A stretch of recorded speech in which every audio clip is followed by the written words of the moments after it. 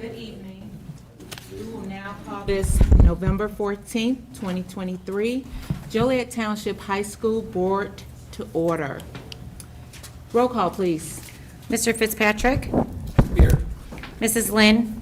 Here. Mrs. Guerrero-Numer? Here. Dr. Huntington? Here. Mr. Coffey? Here. Mrs. Stiff? Here. Mr. Kennedy? Here.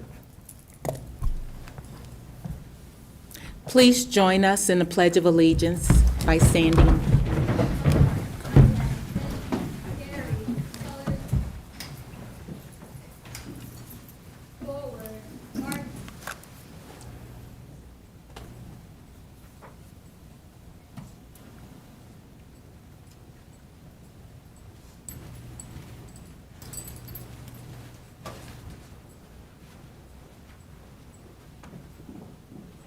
Color guard, pull, right face, post,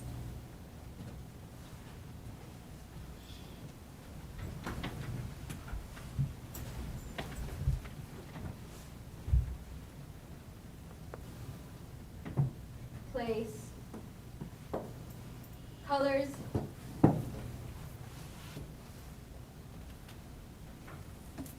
present, arms, I pledge allegiance to the flag of the United States of America and to the republic for which it stands, one nation, under God, indivisible, with liberty and justice for all.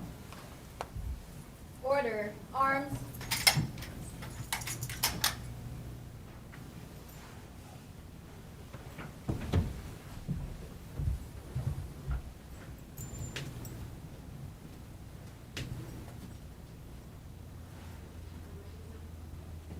outward, face, forward, march,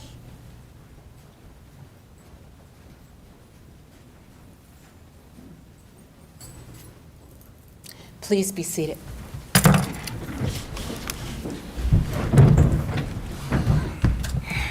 On behalf of the Board of Education, I would like to welcome all our visitors in person and viewing via live stream. At this time, members of the public may make comments to the Board of Education on any item listed on the agenda. Please note, this board respects and values the information delivered to us, but at this time, we cannot engage in or have dialogue with you. Your comments should be directed to the Board of Education, and all in attendance must conduct themselves with respect and civility towards others. Please keep all comments up to 3 minutes. Thank you. Mrs. Rico, please call the name of our first individual wishing to address the board. Rhonda Orozco?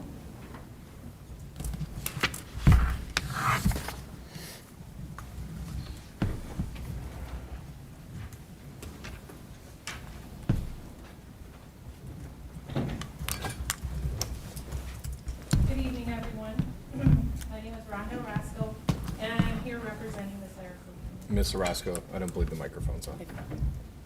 Just press the button. I talk Yep, very you're good. loud, so. That's okay. I have worked for JT for 4 years and currently serve as one of the registrars at Joliet West High School, in addition being a parent of a sophomore at Joliet West. This evening, I'd like to address you all on the matter of the office professionals contract, a significant decision before the board. We would like to thank Dr. Hampton, Ms. Herrera Ford, Mr. Markham, and Mr. Fester, the attorney, for their dedication and time invested with us. This process has been new and enlightening for all involved, presenting numerous learning opportunities on both sides. It is a testament to our dedication to the district that we value. We appreciate that the district heard our concerns and suggestions and are hopeful that it will continue to be a positive partnership. This mutual display of respect will contribute to the creation of a strong work environment between the JTHS board and its office professionals. We extend our gratitude to the board for taking strides in the right direction. demonstrating to our union members that we are an asset to this district. While our students are undoubtedly our top priority, it is also fair to say that office professionals are the backbone of this district. By approving this contract, you are signifying to us and to our community that JT is committed to attracting and retaining high-quality office professionals who will deliver excellent customer service and continue to ensure efficient operation of the JTHS schools. In conclusion, this contract is more than just a document. It represents the board's commitment to recognizing the invaluable role of office professionals within our district. We look forward to the positive outcome of this vote, one that will further solidify the partnership between the JTHS board and its office professionals. Thank you for your attention and the steps taken in the right direction. Thank you.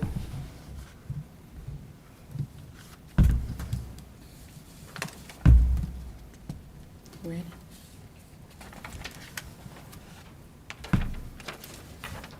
We're on action item number 5, consent agenda. May I have a motion? Second. Mrs. Stiff, can I ask that the Hopewell schools be removed and voted on separately? Yes. Motion to approve consent agenda minus Hopewell Schools. Ro- Second. Roll call, please. Mr. Coffey? Yes. Mrs. Stiff? Yes. Mr. Kennedy? Yes. Mr. Fitzpatrick? Yes. Mrs. Lynn? Yes. Mrs. Guerrero-Numer? Yes. Dr. Huntington? Yes. I move to approve the remainder of the consent agenda. Second. Roll call, please. Dr. Huntington? We're voting on the With the without, Hope- Yeah, Yes. with the Hopewell. with the With Hopewell. Hopewell, yep. Abstain? Mr. Coffey? Yes. Mrs. Stiff? Yes. Mr. Kennedy? Yes. Mr. Fitzpatrick? Yes. Mrs. Lynn? Yes. Mrs. Guerrero-Numer?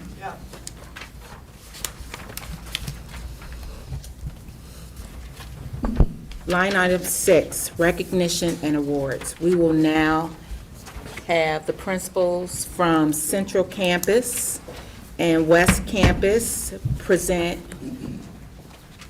awards to their students.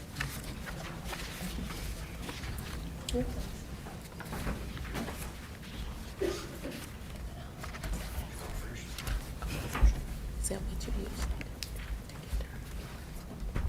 Good evening. Tonight it is our pleasure to honor 17 JTHS student musicians who have been selected to the 2023 Illinois Music Education Association, also known as ILMEA, District 1 Band, Choir, and Orchestra. To attain these honors, the students submitted audition videos to the ILMEA, which are meticulously reviewed by a panel of experienced musicians. Only the most outstanding audition performances earn the privilege of participating in the upcoming district music festivals. This is a tremendous honor, showing not only their amazing musical talents, but also a commitment to their craft. So we congratulate all of you. I will start with the Joliet Central students who have earned this recognition. When I read your name, if you're here, please come forward to receive your award, and then stay up so we can get a picture of all of you at the end. And also parents at that time, you can take pictures as well.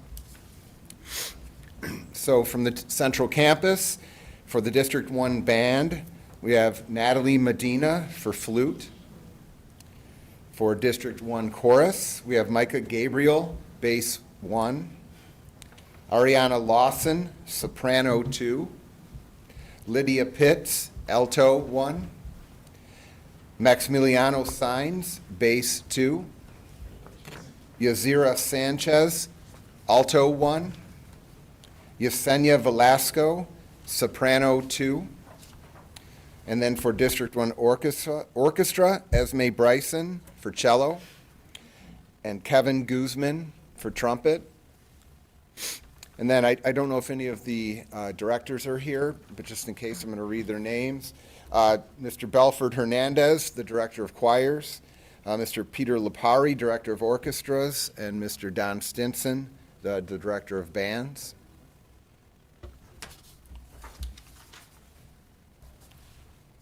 Congratulations.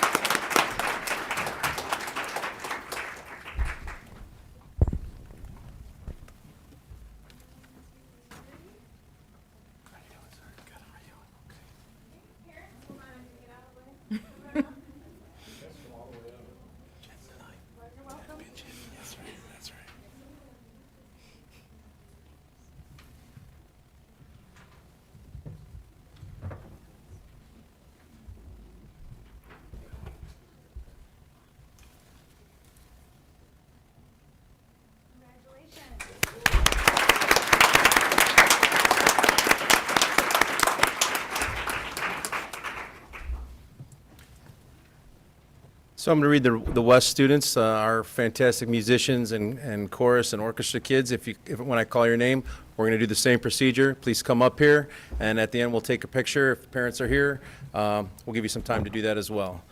So first and foremost, for our ILMEA District 1 band, Finn Cellino for the clarinet, Caden Kerner for the bass clarinet, our ILMEA District 1 chorus students, Joel Klima, bass 1, Charlotte Dean, alto 1, Peyton Fraser, bass 1, Gracie Mitchell, alto 1, Sierra Rapata, alto 1, and our ILMEA District 1 orchestra is David Quintana, string bass. I'm also going to read our wonderful instructors at the West Campus. Mr. Timothy DeBoer is our director of choir, Mr. Peter Lipari, the director of the orchestra, and Mr. Eric Woolman is our director of bands, and we also have Miss Allison Bauman here. Come on up, Allison. She's also a director of our band. So a round of applause for all of our students.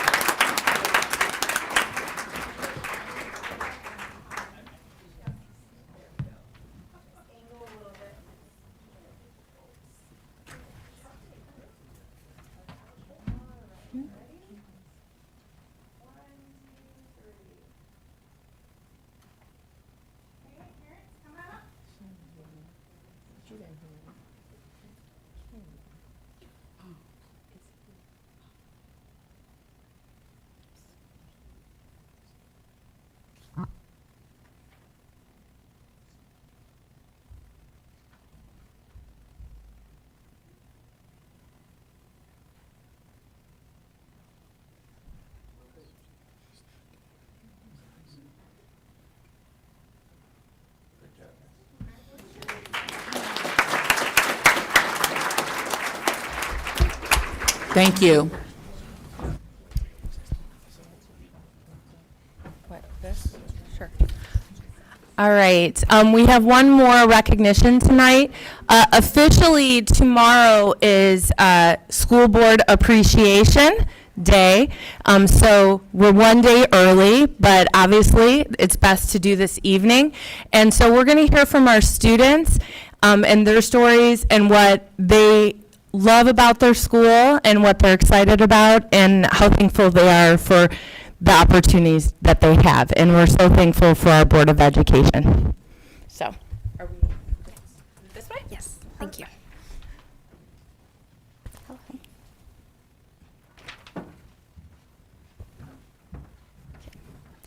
Good evening, JTHS School Board of Education. My name is Lana Duang-Champa. I'm a junior at the West Campus. Hello, my name is Peyton Manigo. I'm a senior at Central Campus. Hello, my name is Aaron Sprindies, and I'm a senior at West. Good evening. My name is Alexa Encarnacion. I'm a junior in high school, and I attend Joliet Central. Hello, everyone. My name is Isha Rathod, and I'm a sophomore that attends Joliet West High School. Hello, everyone. I'm Andy Granados, and I'm a senior at Central. Good evening. I'm Elizabeth Huerta, and I'm a sophomore at the Joliet West campus.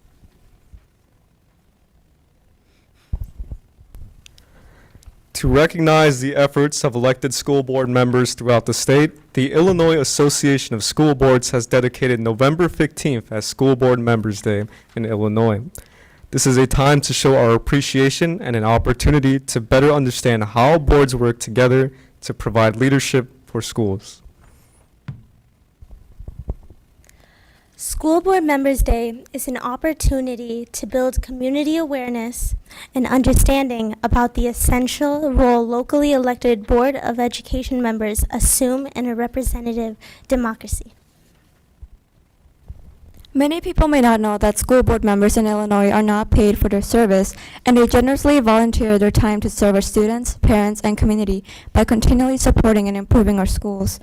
This is just one of the many reasons why it is so important that we recognize our school board members tonight.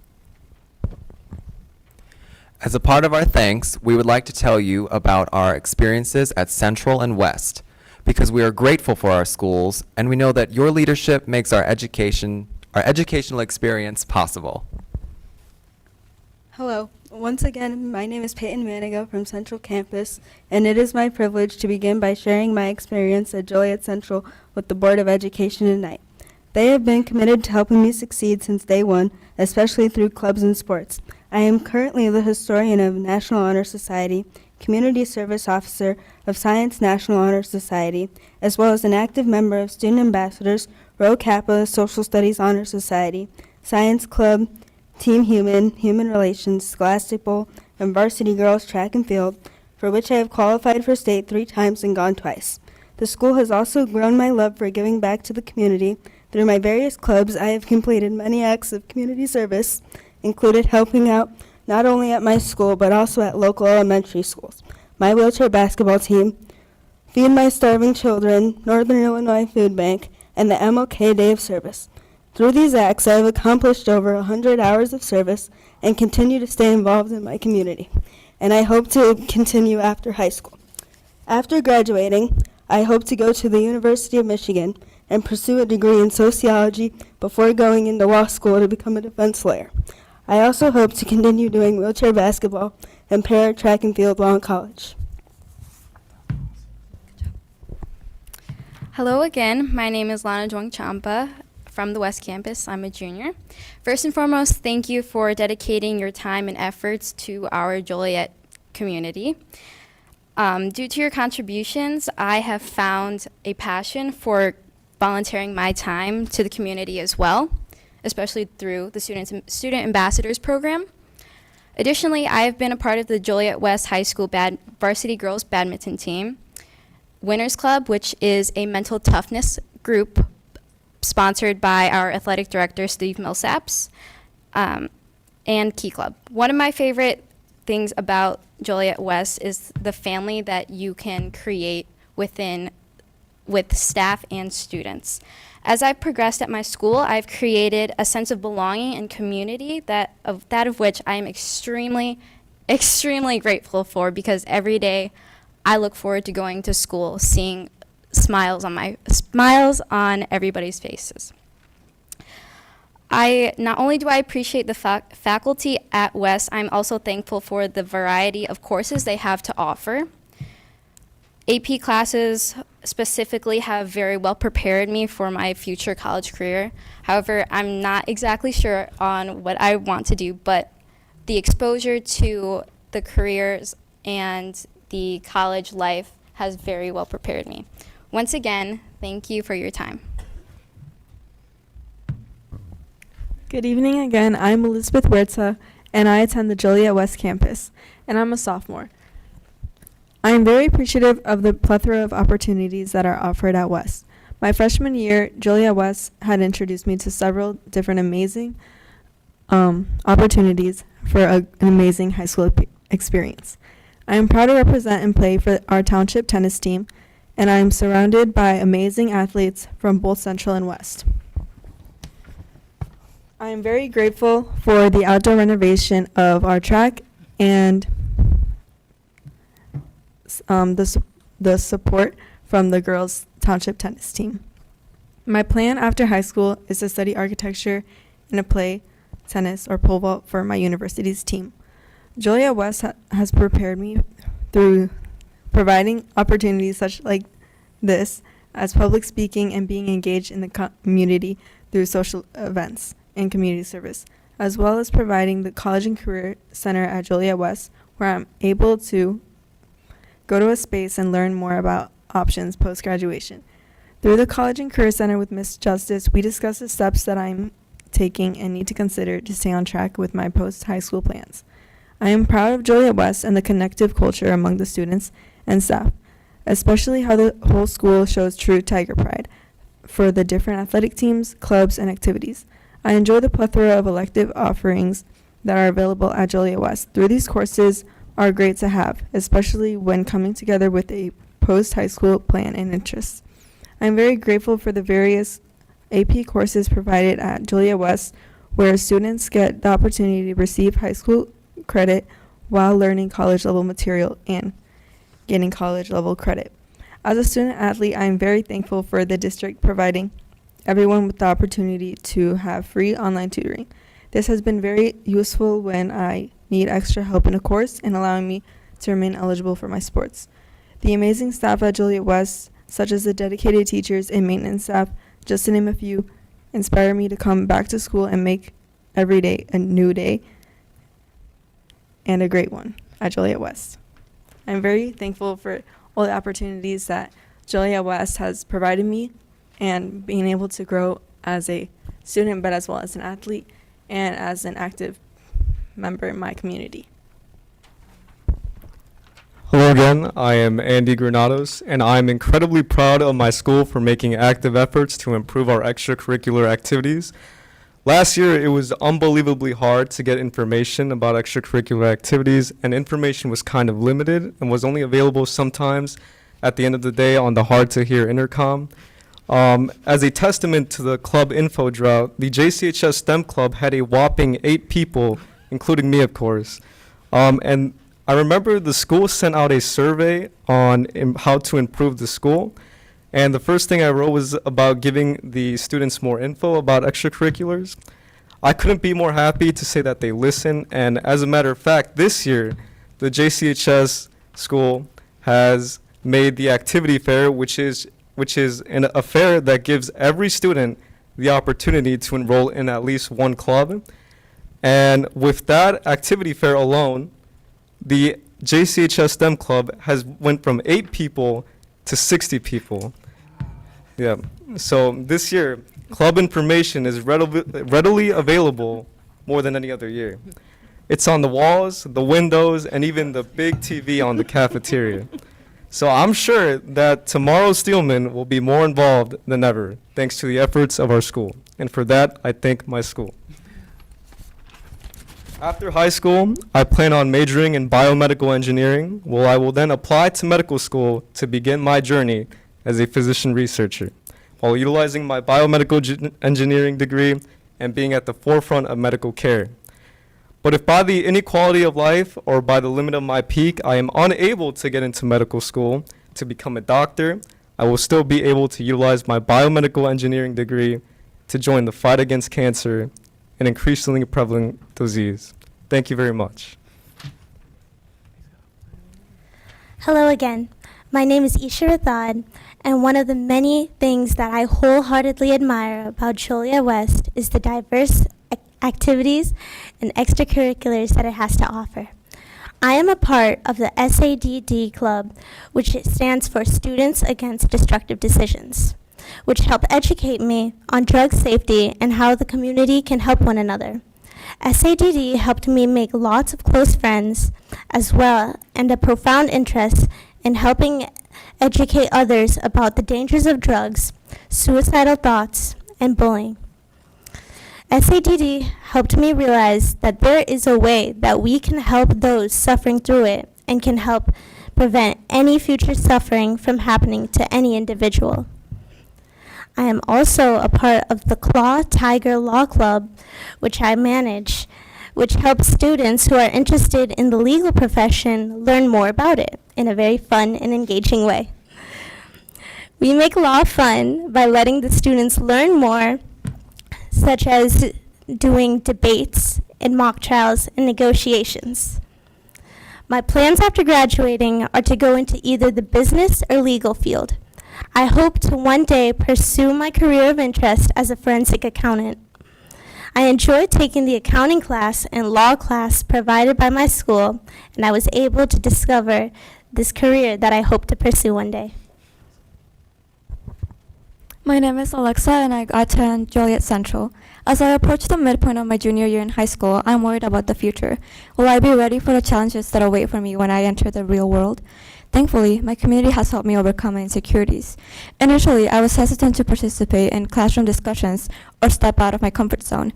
However, I've since become an active participant in Joliet Central's Journalism and Student Ambassador program. These programs have allowed me to interact with diverse people, which has helped me grow personally.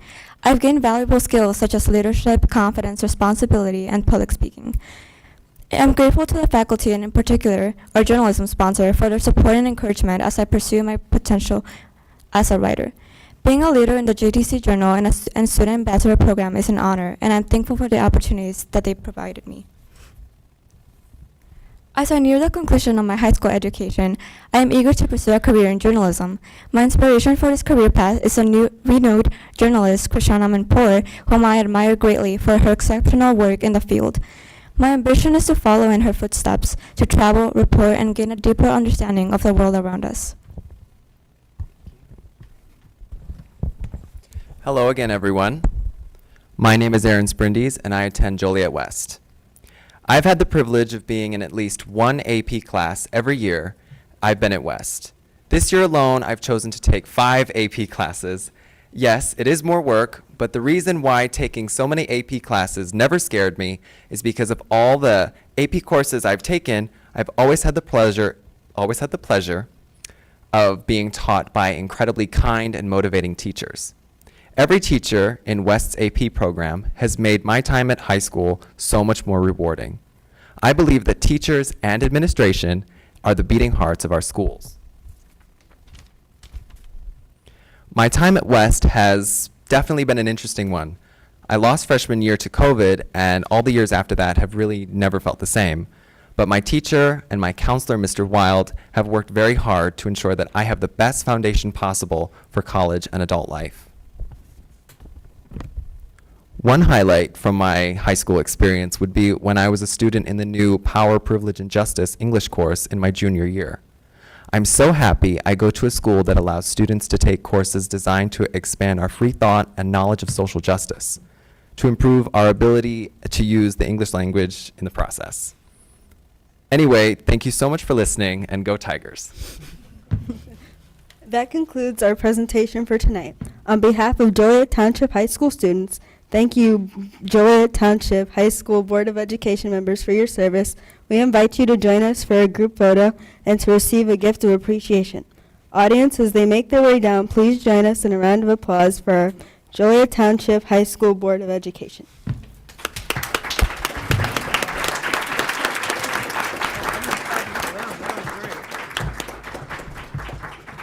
I'm going to get out of the way.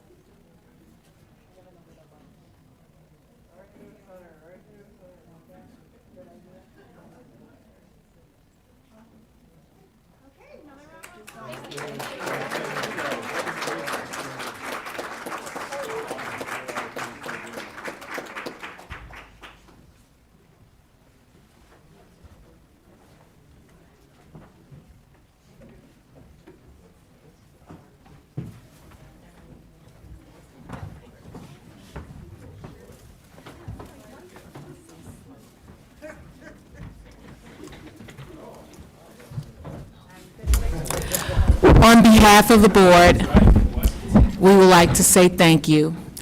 It warmed my heart to see you all standing there, highly intelligent, articulate, and it brought tears to my eyes. Thank you for being advocates for yourselves and for our community. We really appreciate it. Anything else? Anyone else have anything to say before we break? Yeah, I couldn't have said it any better. Okay. You guys did great. So we're going to go for a 5-minute break to come out and congratulate our award recipients today And our ambassadors. and our ambassadors. Okay.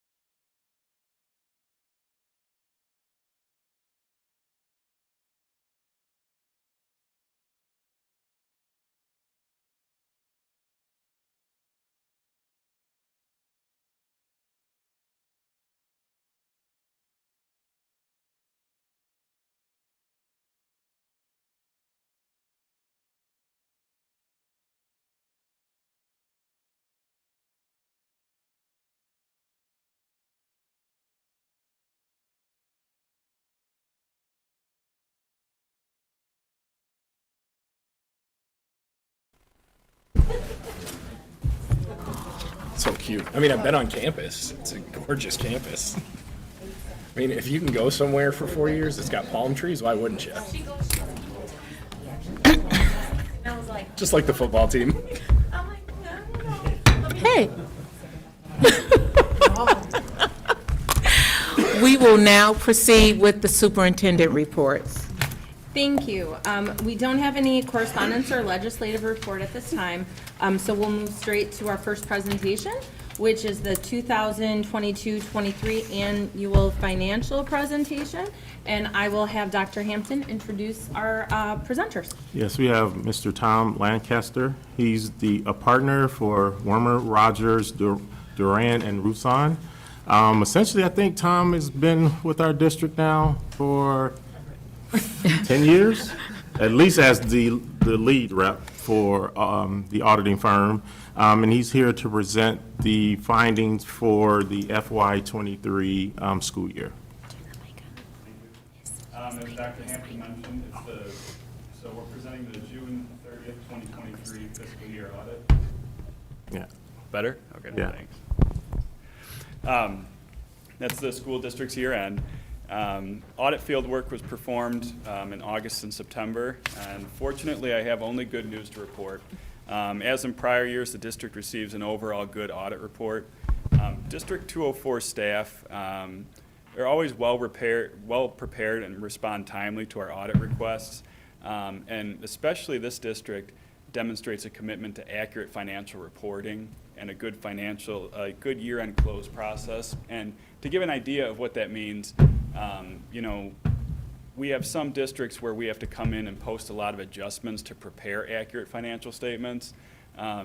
District 204 does a good job of identifying entries ahead of time and preparing accurate financial records so that we can assist in preparing the comprehensive annual financial report.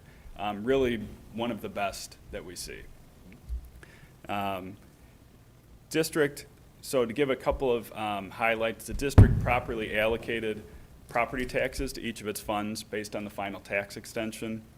District expenditures were in line with budgeted amounts, which is the primary, the district prepares the budget at the fund level, and one of the things that we test for is to see that the expenditures were consistent with the budget.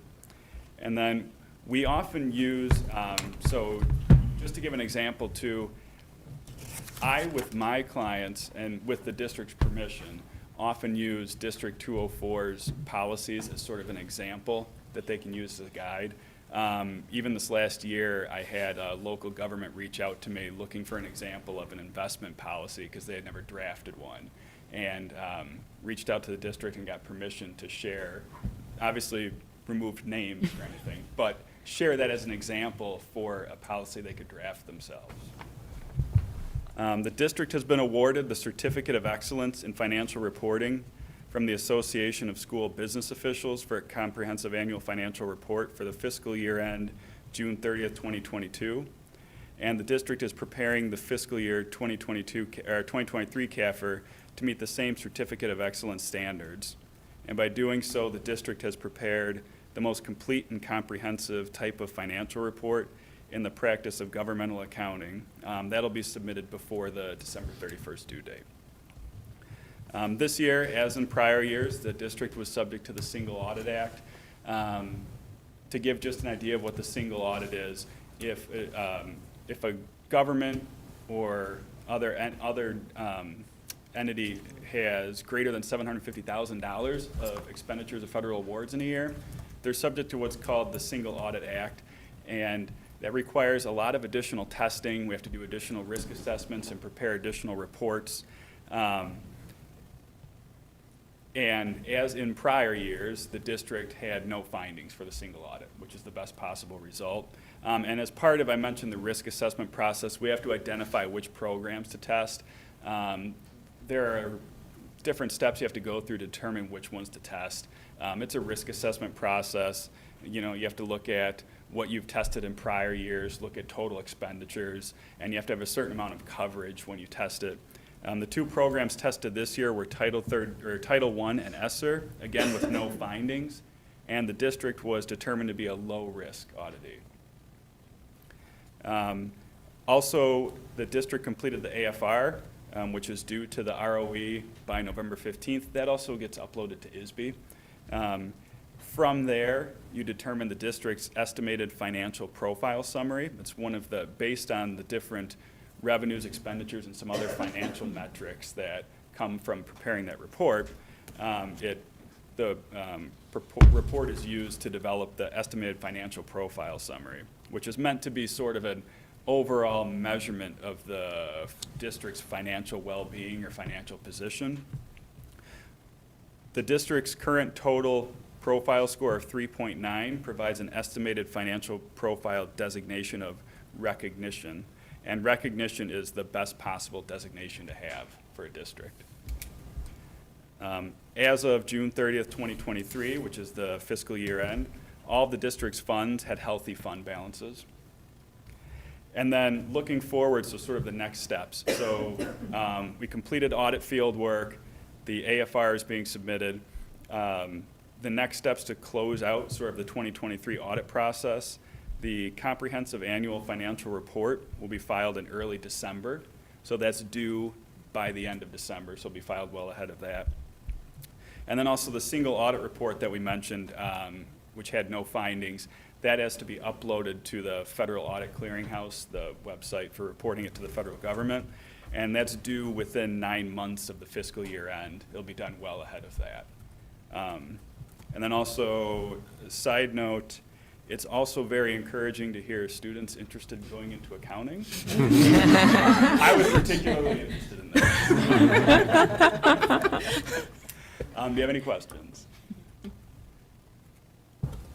No, but a thank you for your work. And highlighting what we already know about Atlantis.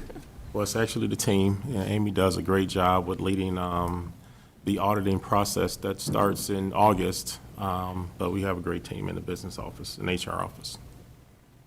Thanks. Thank you. Thank you. Moving on to our next presentation, it's the 2023 tentative tax levy, and Dr. Hampton will be sharing that information.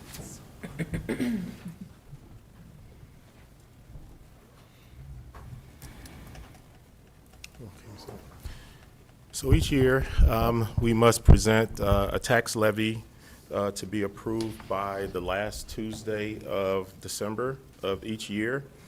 So we have before the board the 2023 tentative tax levy. So I will start with the summary. And essentially, I try to give a quick synopsis of just how it works. And essentially, what it works is it's last year's extension, plus CPI, plus new property, right? So that's really the basics of just what the tax levy is, right? So when you look at the extension from last year, it was $86,979,564,000. So CPI for the 2023 levy is 5%. For levying purposes. However, the actual CPI is 6.5%. So we are not allowed, because we are a tax cap district, to levy no more than 5% plus new property. Last year's CPI was 7.2. So we went through this same process. So the max that we can levy is 5% more than what we received last year plus new property. The uniqueness of us as a district is we realize new property, significant new property, each year. Last year was over $118 million.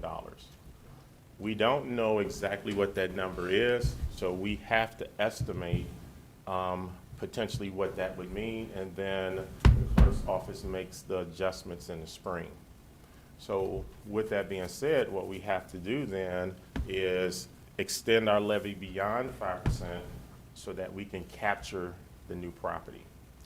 And with that, we have to go through what we call a truth in taxation notice, which you'll see as one of the exhibits here, and it's posted in the paper.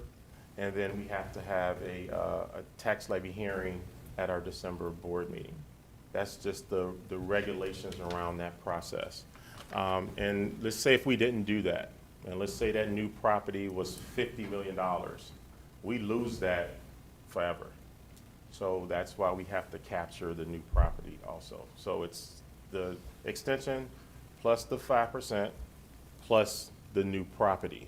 And so that's going to be actually more than 5%, but we must do that in order to capture it. Sure. Did Will County, did they provide you an estimated? They did. They did, So, okay. yep, so when you look at the summary, I just spoke to the extension and last year's extension. So for this year, the 5% equates to roughly 4.3 million more. And again, the consumer price index is 6.5%. And then the new property is estimated right now to be close to 44 million, 43,975,994. That's what's being estimated for the new property. Oh, it's just so that's what we will be trying to capture additionally. So because we don't know that, we have to go through that process and extend a little bit more so that we can capture that. So we also are proposing an adoption of $95,242,342. That amount is 9.5% higher than last year's extension. So remember, we received the 5%. We're extending another 4.5 to try to capture the new property.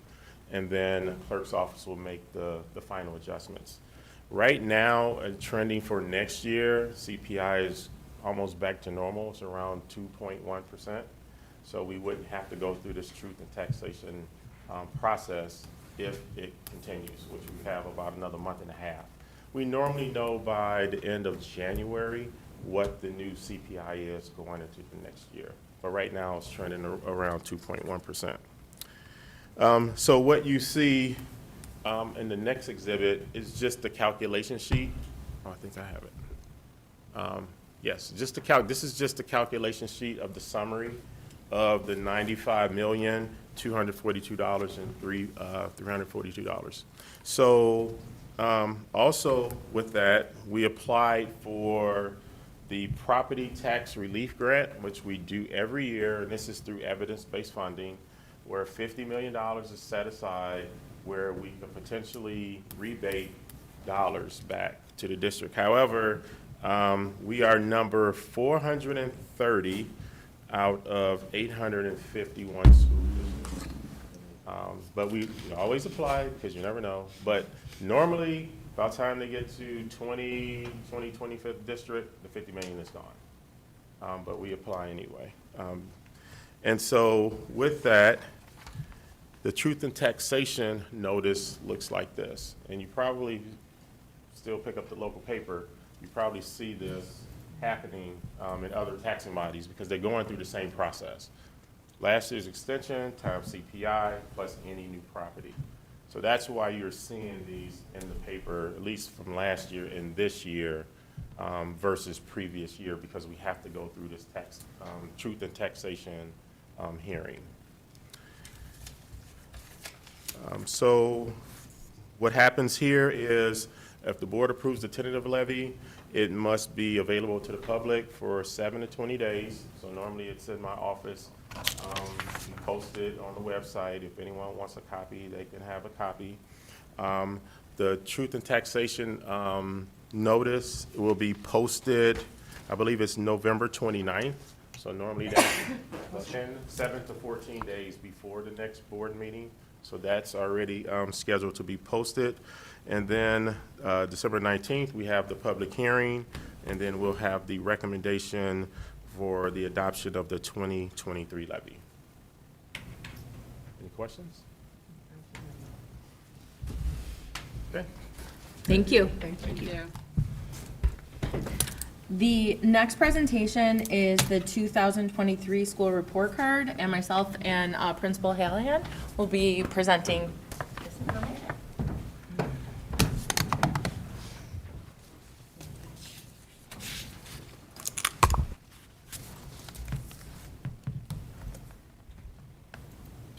So this is a presentation to the Board of Education every year. I do want to start off by just talking about the historical perspective and where we've been with the Illinois School Report Card, because we were going in a different direction, meaning as a state, pre-COVID, and then COVID hit, and some things went on pause. And so some dates and things shifted, and so just want to talk through that and obviously during the presentation, if you have any questions, you don't have to wait to the end. Let us know if you have questions throughout. Just previous to where we're at right now, from 2004 to 2017, we were under No Child Left Behind. And schools, for high schools, it was all 100% ACT. And so proficiency of how you did on the ACT and participation rate. And while I think our current system still has some work to go, it's definitely a better system with multiple indicators than we had previously. So in 2018-19, we had the implementation of Every Student Succeeds Act. And so that's where school designations came from and weighted scores.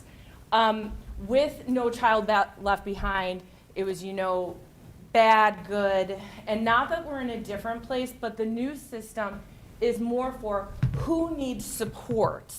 And schools with a need receive more support through the funding, through the designations.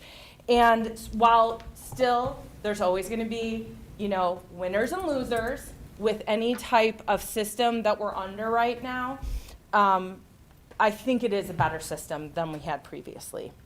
So then 20 to 21, the waiver years, because assessments were problematic being taken, or they were taken, but there was no formal designations. And then in 2022, back to implementation of the Every Student Succeeds Act and return to summative designations. So that's just the history. Any questions? So what is an annual summative designation? It includes multiple measures, it's given annually, and it's based on the prior year's performance.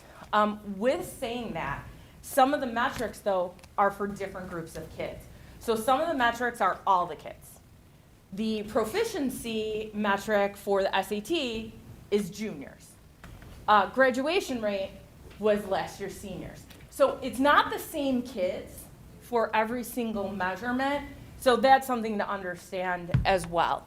And then, like I said before, it's designed to identify schools for support by placing them in school improvement status. So that's what the different designations are for. So improvement status, that includes schools with student groups needing support in otherwise reasonably performing schools. A school in school improvement status remains in status for 4 years, regardless of changes to its annual summative designation during those years, in order to encourage sustainability of progress. And there's still funding that's available through that. So for example, in 2018, when this first came out, I think it was 18-19, Joliet Central was targeted for EL population. So we've been given funding and support through the Title 1003A grant, and that funding is tied specifically to Joliet Central, specifically to that population.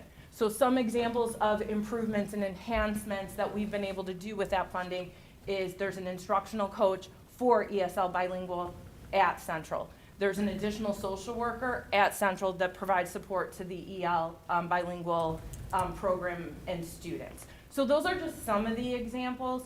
A lot of our enhancements in that area we do for both schools, but there are some differences based on the needs at Central that are different than the needs at West.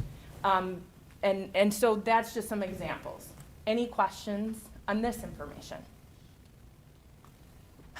I know this is teeny tiny, but so the Illinois School Report Card right now, this is how it's broken up. And if you look at that pie chart, you can see that big area, it's 50%. For high schools, and this is different for high schools versus K-8. For high schools, graduation rate is the largest percent, and it's 50%. So graduation rate is weighed the heaviest. And then you can see the breakdown for the other indicators. So we have our academic indicators, which are in the blue. They represent 75% of the indicators which lead to summative designation. You have proficiency, which is different than growth, and we'll talk a little bit about that. But we have English language arts proficiency, which is measured for most students by the SAT, some students the DLM. We have math proficiency, same tests. And then we have science proficiency, which is at 5%, and that is by the Illinois Science Assessment, or AISA. And so, again, this is one of the differences between the history under No Child Left Behind and where we're at now. It used to be 100% proficiency. Now it's a smaller portion. So that's a good thing. I personally would like to see growth at the high school level, and I do think the state was and still may be moving towards that, but we're not there yet. At the grade school level, there is growth as a portion of it. Graduation rate, as I said, is 50%, but its graduation rate, the highest percentage is 4 years, but then it does measure 5 years and 6 years as part of it too. So it looks at those cohorts. And then we have English learner progress to proficiency, and that is according to access and growth on access. Okay? Then we have our school quality and student success indicators. And I want to highlight, because one of our biggest problems as a community that affects our district is chronic absenteeism. And we'll share that data, but that's where, as we're talking about that, this is a nationwide problem that got worse after COVID, but it's significant in our community, and we need to continue to work with our parents and families because chronic absenteeism affects every single other indicator. You know, we heard from our students this morning, we have great programs. If you don't come to school regularly, you can't access those programs. So we are doing things, but we also need our families' help with that. That's 10%. We have our climate survey. That's the 5 Essentials survey. And then we do use 5 Essentials. And then we have 9th graders on track to graduate, and we'll go into what that definition is when we look at the data. And then just to note, because this was supposed to come in earlier, but this is an example of being pushed off to 2025, college and career readiness, as well as fine arts, are also indicators that will be part of the school report card in 2025. And we're working to ensure our data is in a great, solid place when those indicators come on board. And we'll actually be talking about that very soon, and probably some recommendations for housing that data. So, any questions about the indicators? So, okay. So there's 4 annual summative designations for schools. There's exemplary, commendable, targeted support, and comprehensive support. And where Joliet West and Joliet Central, it is up there. Joliet West is commendable, and Joliet Central is targeted for the areas of EL and special education. And we'll be sharing some of our data which shows specifically, especially in EL, how our numbers have changed drastically over the last several years. So we're both actually signed up to attend some of the upcoming webinars to just learn if there's any changes and things we have to file for school improvement plans and such. But right now, we'll be receiving additional support that must be dedicated to those 2 populations at Joliet Central. Any questions?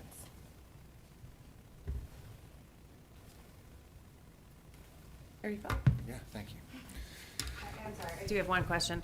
The students that attend Joliet Central as part of the AVAC program, are they counted in Joliet West's data, or are they in Joliet Central data? They're in their home school. They're in their home data. school. Yeah. Okay, thank you. Yeah, good question.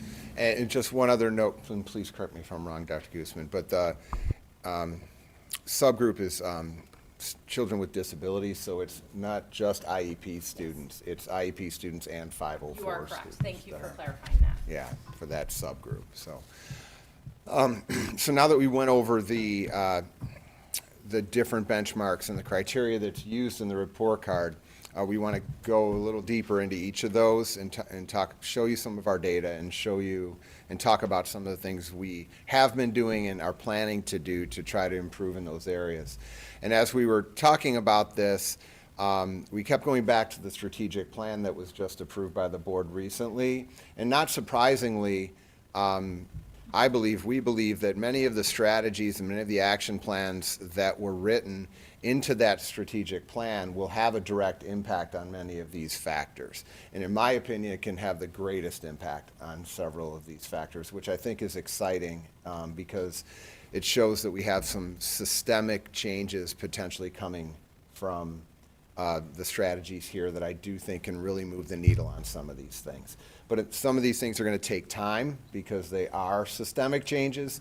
And in the meantime, we know that we have work to do and things that we're going to be doing to try to improve in these areas until we can implement some of these things. So I won't read through all of these. You're well aware of what's in that plan. But for example, things like the structure of the school day and flexible learning opportunities, I think can really have a difference on attendance. That's just one example, okay? So graduation rate, the data is here. There's just a few things that I would like to highlight.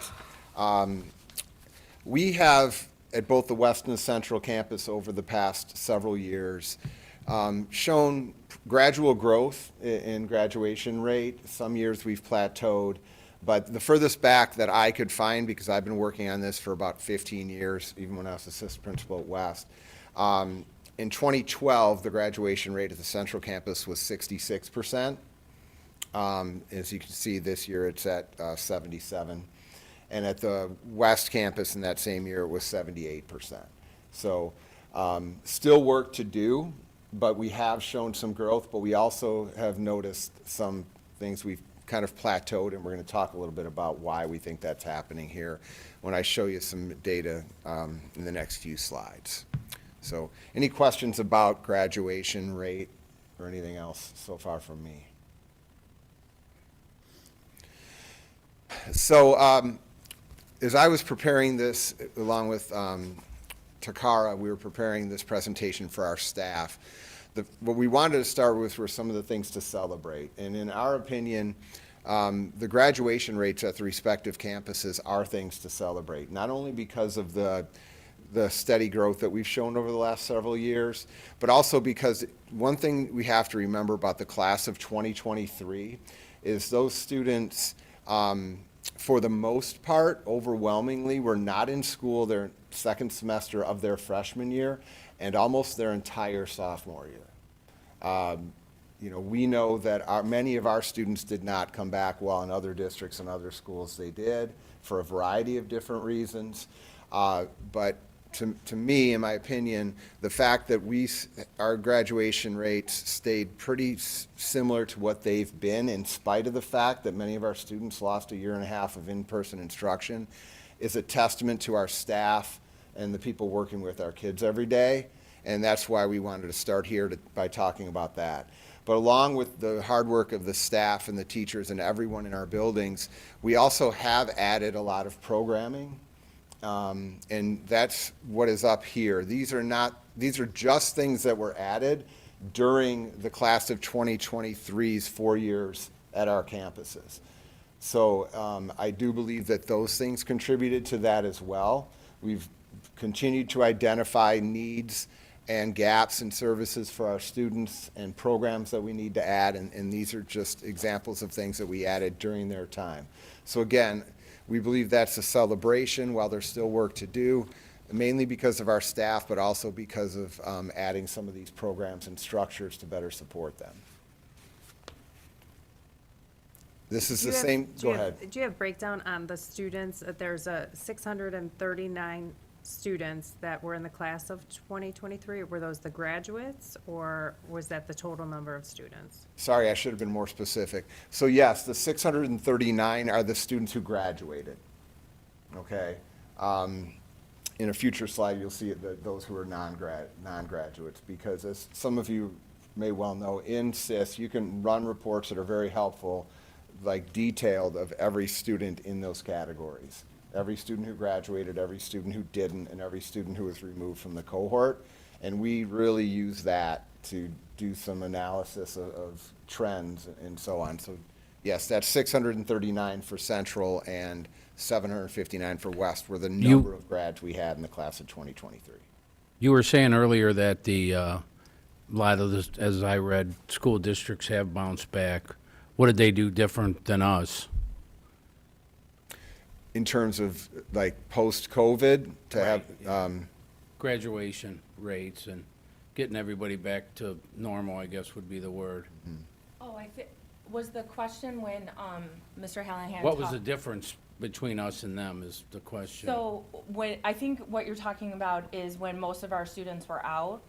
When we opened back up, and I could be wrong, but when we opened back up and allowed students to come back, we still only had a third district-wide, and there were less students at Central than West that came back in person. I think they could come back in February, and they couldn't for various reasons. Childcare issues, helping at home, there were a lot of different reasons. So that's what Shad was referring to. But the other school districts allowed the kids to come back sooner, right? They were able to, some did. Mhm. Mhm. And that might have been the difference of them bouncing back quicker. Well, Potentially, yeah. And we don't have a comparison to like how we don't have a comparison in this to us, to others with trajectory of where they're at in this presentation. So, I was just curious, because I have looked at the whole report card, not just ours. Mhm. So, can I add to, so, because we also work with other school districts for our calendars and things like that, and we go along with them for, like Joliet Public Schools, for example, they waited even longer to come back. So that impacts us, because then our students stay home to watch their siblings, and that's what she means about childcare too. Right. Does that make sense too? Yeah. Does that answer your question? Yeah. Okay. And then I think the only thing to point out on those slides, the only difference between Central and West and the things that were done during that time, it was at Central, we added that EL coach, instructional coach, and EL social worker. But at West Campus, which we're really proud of, and we were able to implement an EL bilingual program at West Campus through COVID, so that students at West Campus had access to that because of the growing numbers. So that's something that occurred at West Campus too. Thank you. So this next slide, and I know it's not easy to read, but as I mentioned, the SIS report gives us a detailed by name list of the students who are considered non-graduates. So I ran that report a few weeks ago, or we ran the report at both campuses and pulled some data on those students just to get an idea, to try to look for some trends about how we can improve in the future. And also to kind of provide some context for that group of 192 students at the Central Campus who didn't graduate. So I won't spend a ton of time on this, but I think it's important to go through some of it. Hopefully you're aware that our students who, it's not just students in the AVAC program, students outside of the AVAC program can, if their IEP team recommends it, go on to Transition Center. We are not allowed to graduate those students. So as you can see at the Central Campus, we had 18 students who earned credits to graduate, but we could not officially graduate them and continue services. So those students transitioned to Transition Center. They're counted against us as non-graduates. The same holds true for the 14 students who are outside placement students who are continuing their education at an outside placement. Now, we recognize that that's the same rule for every other school in the state. So this is not just us. I don't know how many other schools have the numbers that we do who are enrolled in that program. But that's 32 students considered non-graduates that personally I wouldn't consider non-graduates. Okay? And just, I did the math. If you take those 32 kids out of the equation for Joliet Central, our graduation rate goes from 77 to 80%. Some other things that we looked at were students under 12 credits or over 50. The reason I wanted to look at that. Over 20. Did I say 30? I think you said 50. That'll happen. Yeah, sorry. I just wanted to clarify. We're really raising the bar here at Central. Yeah, year-round school. But thank you for catching that. Over 20 and under 12, yeah. Because we wanted to see if they're under 12, didn't really get close because you have to get to 22. So trying to see, you know, how many of our students really were not on track for most of their time with us. Whereas over 20, that means they were right there. And what this tells me is that with only 18 of those non-graduates being over 20, our staff is doing a great job with the kids who are close. We have to find a better way to reach those students who were not really reaching at any point or who are not finding success or finding very little success, and that's why they're under Mr. 12. Hallahan, how many of those kids would fall into the same category of the chronically absent and the under 12? Is that, do you see a correlation? I mean, So like, we didn't clearly, right? have Like, that's what time I'm to asking. Get is to there- look at the crossing, so students could be in Those more are than two one of these columns. obviously biggest, and that I would just think make it's sense. really, and we talked about that, like delving deeper into Yeah. those over 20 and under 12, and likely those under 12 will probably fall into some of the ones that Chad's going to talk about in a little bit. Okay. It may fall into multiple. Gotcha. And then lastly, transferred in 3 or more high school enrollments and fewer than 2 years at Central. Again, we know that we have a high mobility rate. We have students who are with us for a short amount of time. Students who finish with us, we are accountable for their graduation or not graduating, okay? And please don't take anything that I'm sharing here as excuses, but we have students who enroll with us who are 17 years old and juniors and have 3 credits. Well, you don't have to take it as an excuse. It's just facts. Yeah, It's I know, just but factual we information. own every one of those 192 kids. I want to be clear about that. But this, The again, context to is try to provide some context, Yeah. you know, for our staff and for our board and for ourselves, like, how can we get better? How can we change programming? But also, how many of these students who didn't graduate, like, did we legitimately have a chance to get Right. through? Right. You know, in 4 years. In 4 years. I have a question. I thought if a kid started with us freshman year that they counted towards our graduation rate. So that's why I'm confused on what the transferring in. Oh, okay. They When did that it one happen? time, yes. did. But- Okay. They changed. But now it's where they finish. Okay. Or their last enrollment, I should say. And part of this is difficult, to be quite honest, to track, because the business rules are what, about 250 pages?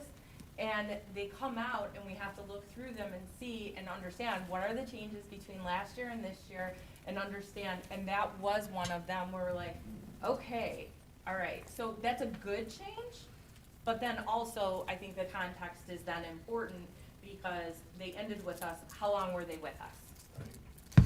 Well, do you have the number of the kids that say are a junior and have 6 credits that are counted against us? I mean, that's just Out of the 51. number, but. Out of the 51? In this class, of the 51, or current juniors? No, on Oh. the report card here. You're saying that it counted against us. Correct. They are a junior and walked in with 4. Do you Oh, have that number? I understand what you're saying. Not currently, but what we are doing right now, so we put this, because the data just came out recently, and so we put this data together for this presentation as well as a presentation to the staff.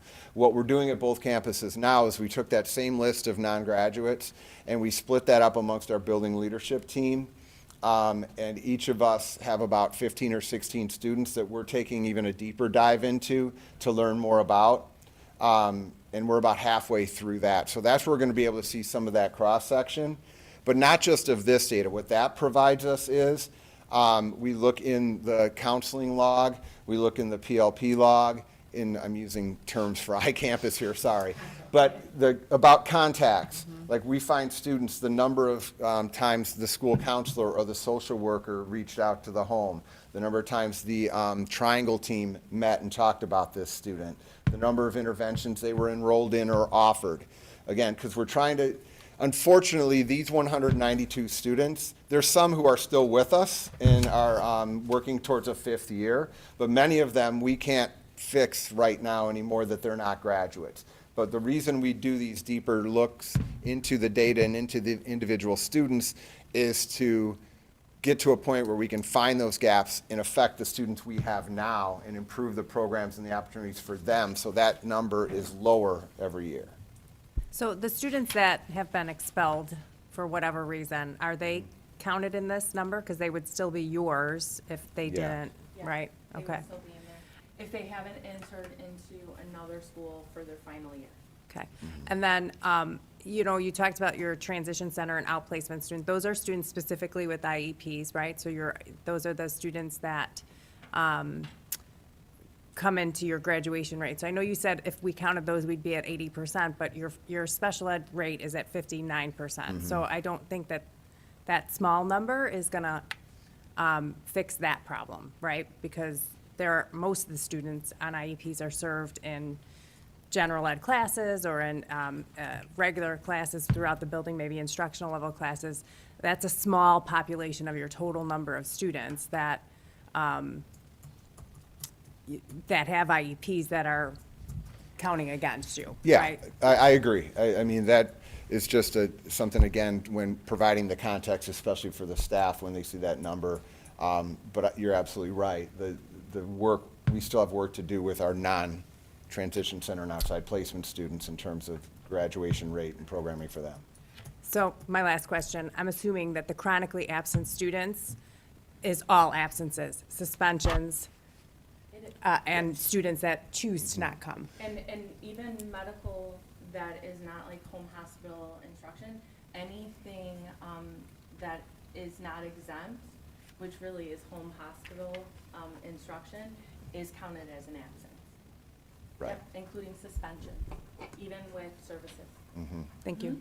Yeah, and it also isn't just full days. It's an accumulation of part day and period absences as well.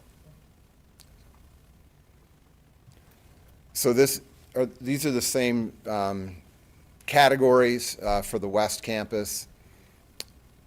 And again, I won't talk through all of them, but because it's the same, not just the same data, but the rationale in looking at these things was the same.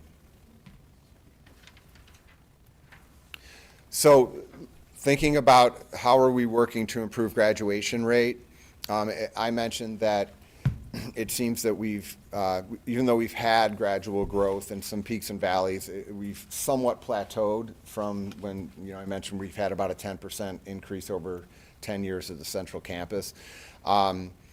In my view, we have done a fantastic job with credit recovery. We have extensive credit recovery programs that have really helped students. But what I'm most excited about are some of the things that we've added, the additional things that we're putting in place prior to when students have to recover credit. Because ideally, I'd like it if we didn't have to have credit recovery, because all the students are earning credit the first time around, or most of them.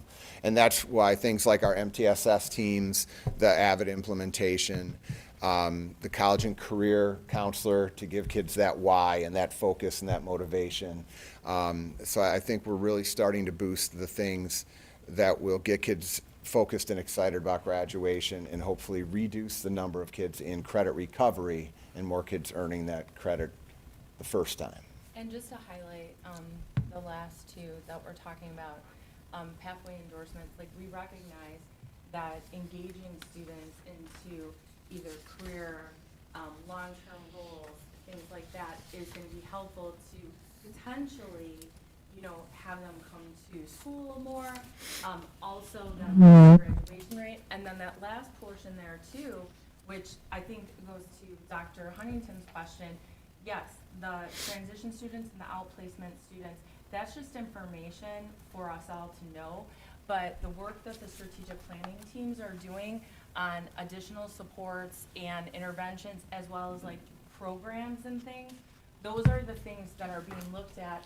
How can we help all of our groups, specifically to special education is one of them, EL as well, if we're talking about some of our targeted groups, of what can we do to help with graduation rate and supports, and actually every single one of these indicators with all of those groups. So that work is being done now. At the conclusion, we're ending with like, the next steps are recommendations over the next probably few months of work that's been done this year with strategic planning, but then the process of, annual improvement. Change takes time and it has to be well thought out, and that's why we use the strategic planning process. So we'll end with that too. Just one question. You talked about the pathway endorsements. Yes. Does the district have like a co-op program, like a work program where students can earn credits for work outside of school? So actually, we just approved there's new rules when it comes to work-based learning, and work-based coordinators have to have specific training. So one point of pride for us as a district is that this training was newly developed last year, and as a region, we were able to send 6 staff members to the training with NIU for the region. 4 of those spots were for JTHS. Because we are well positioned. So we have the trained staff now at both campuses. We've already approved, and Diane, help me, this was last year, I believe, the board approved. And so we're able to offer credit for internships during the school year or during the summer moving forward. Yes.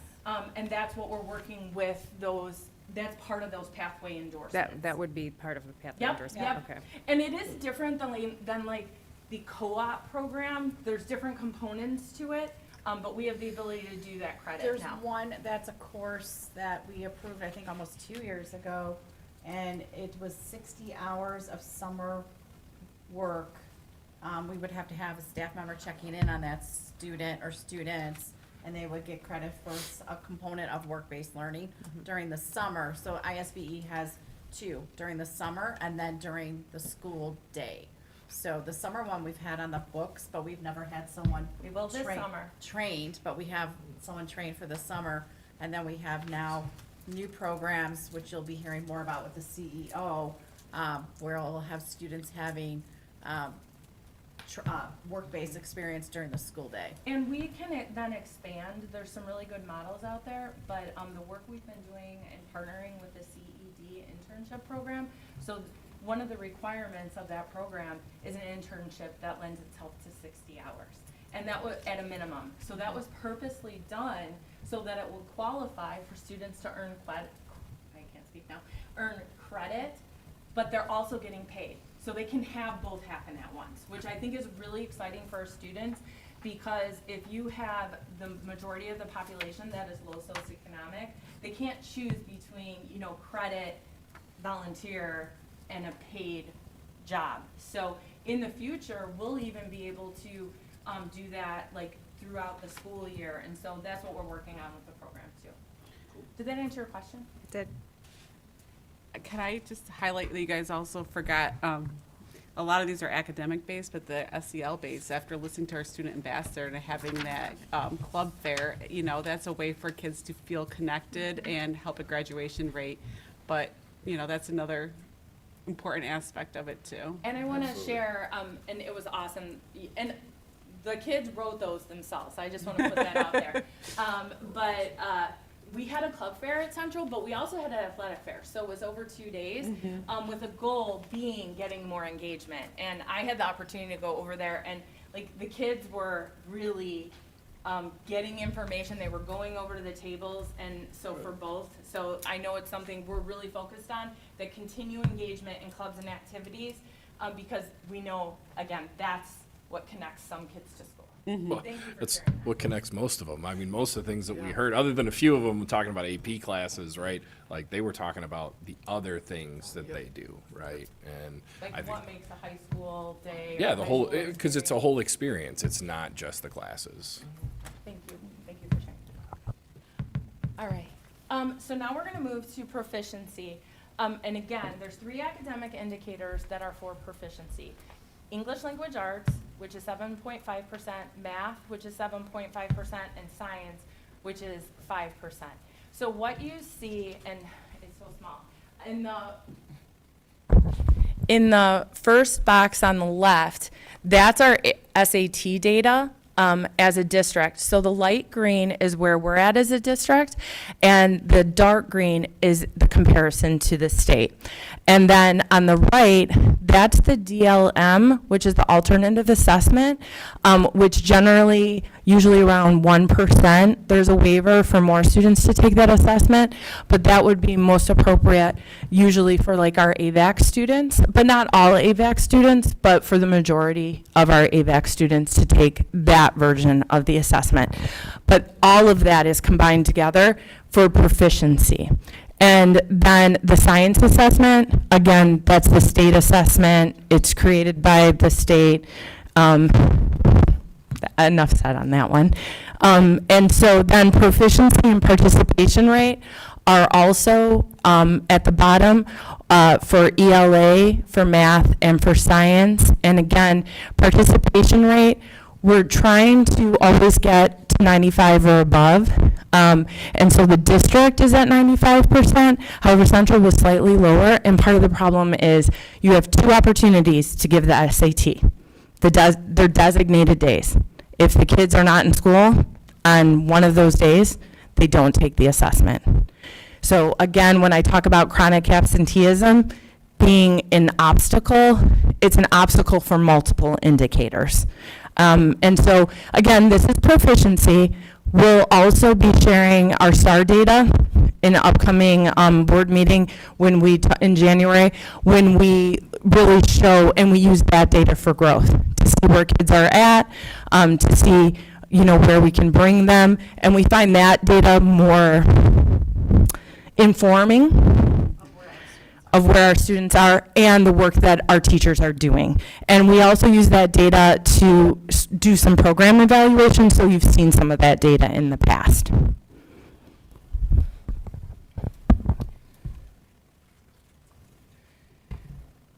So again, more information, and again, happy to answer any questions about proficiency, but this gives just the level 1, 2, 3, and 4, and level 3 and 4 are meeting, level 1 and 2 are the not meeting, if we're to break it up that way. So it compares the state to where we are as a district. And one of the reasons that I want to share this is every district has some different information that's unique to them and the context of it. We are always going to focus on proficiency and improving proficiency, but we also, in one of our beliefs, are we're meeting kids where they're at and trying to grow them as much as possible. And we have students that do come in below grade level, and we work with them, and the goal is always to get them to proficiency. But as you've seen in the past, even right before COVID, we had kids coming in at 5th grade reading and math, and we had more after COVID. So we're still going to be working through that, I think, for several years, but we're, like I said, we're always going to be focused on proficiency and raising that, but we also are really focused on growing our kids and making sure we're building on their successes.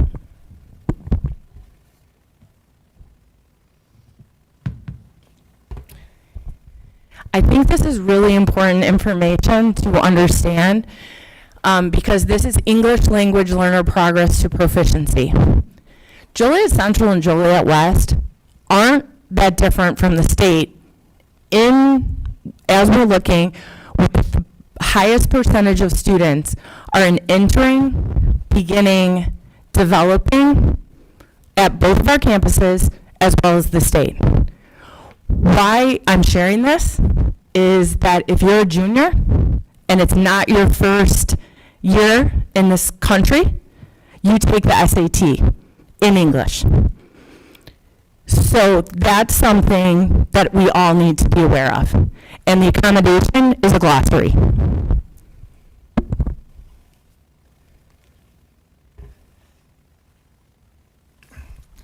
So Dr. Guzman spoke about proficiency and also the positive changes in the report carding system. And this is just a slide that I added because I am hopeful by this slide because it's from ISB and it's something they sent out shortly after the report cards were released. Basically, in their own words, talking about how showing growth is a much better indicator than showing proficiency. And I'm hopeful that at the high school level, we're hopeful at the high school level eventually they will get to that because as you can see, I mean, it says right in there that, you know, it's a snapshot in time.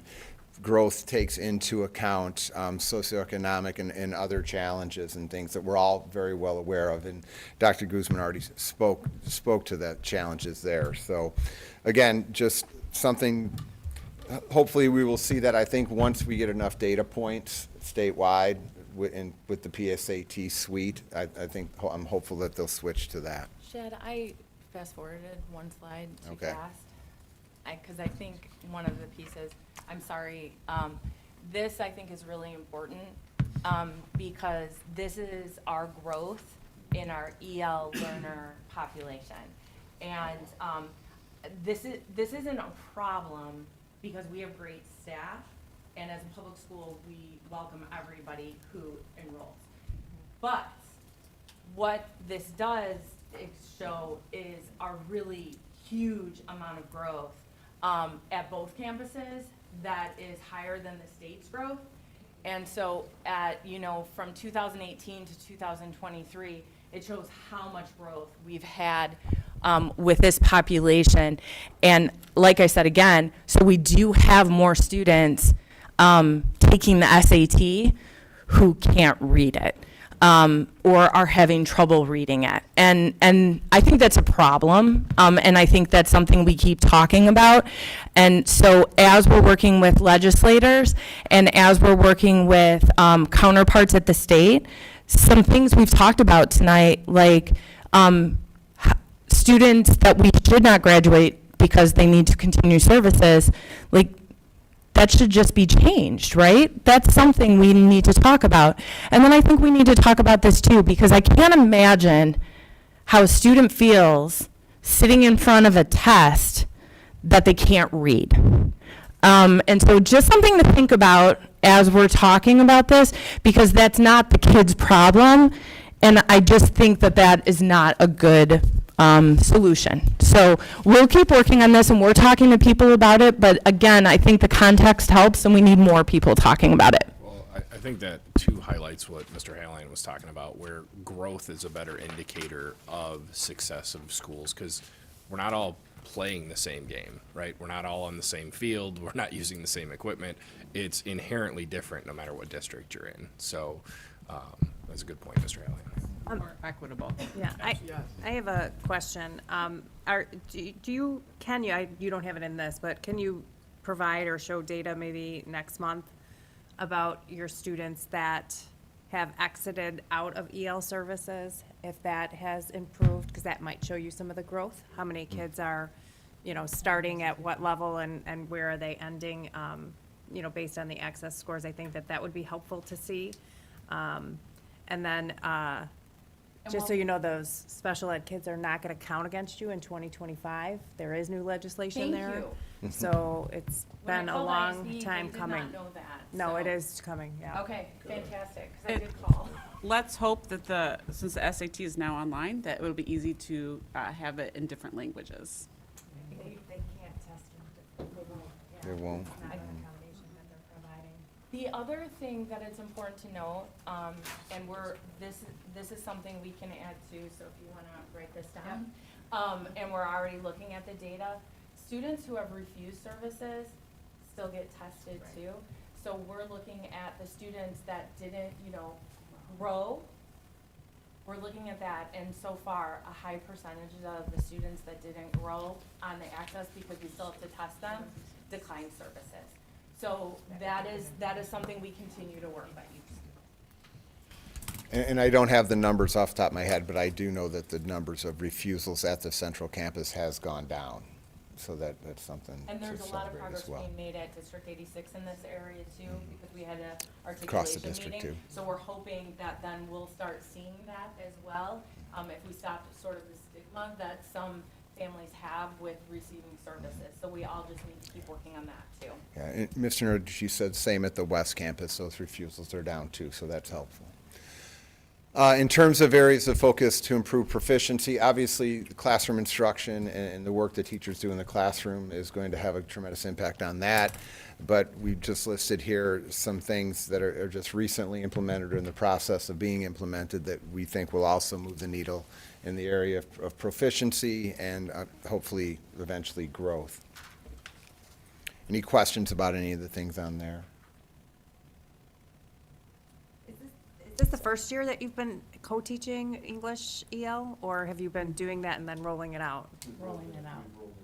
So this is the first year that I've got all 4 levels of English. Okay. So we've talked quite a bit about chronic absenteeism. Dr. Guzman, I think, did a very good job of covering how this is a nationwide problem, especially post-pandemic, but we also recognize that it is a larger problem in our community and at our schools, and even more so at the Central Campus. So this is a focus for us, an area where we know we have to improve. We have to work with our parents, our community members, and our students in creating a culture of attendance and educating them about the importance of being there every day. We have really ramped up those efforts this year. But that alone isn't going to do it. We've talked about, as Ms. Lynn mentioned, like that connection to school and being involved in something is one way to do it. Having a purpose and a goal, seeing, there's so many things that are tied to attendance, which is one of the challenges of improving it. But we're taking a multi-pronged approach, and as I mentioned at the beginning, I think many of the things in the strategic plan and some structural and systemic changes that we make could also really have an impact here, but we're going to continue to work on it because it's extremely important. Are schools still dropping students for consecutive absences? We do not. It only as a last resort, to like truancy or to like Lincoln to the TEOP program, but we don't drop students. It isn't about consecutive absences. I'm not saying that we don't drop students for attendance, because we do, but it's not like for consecutive absences. It's more a cumulative number of absences over a long period of time. And there's rules that you can't drop students for attendance under the age of 17.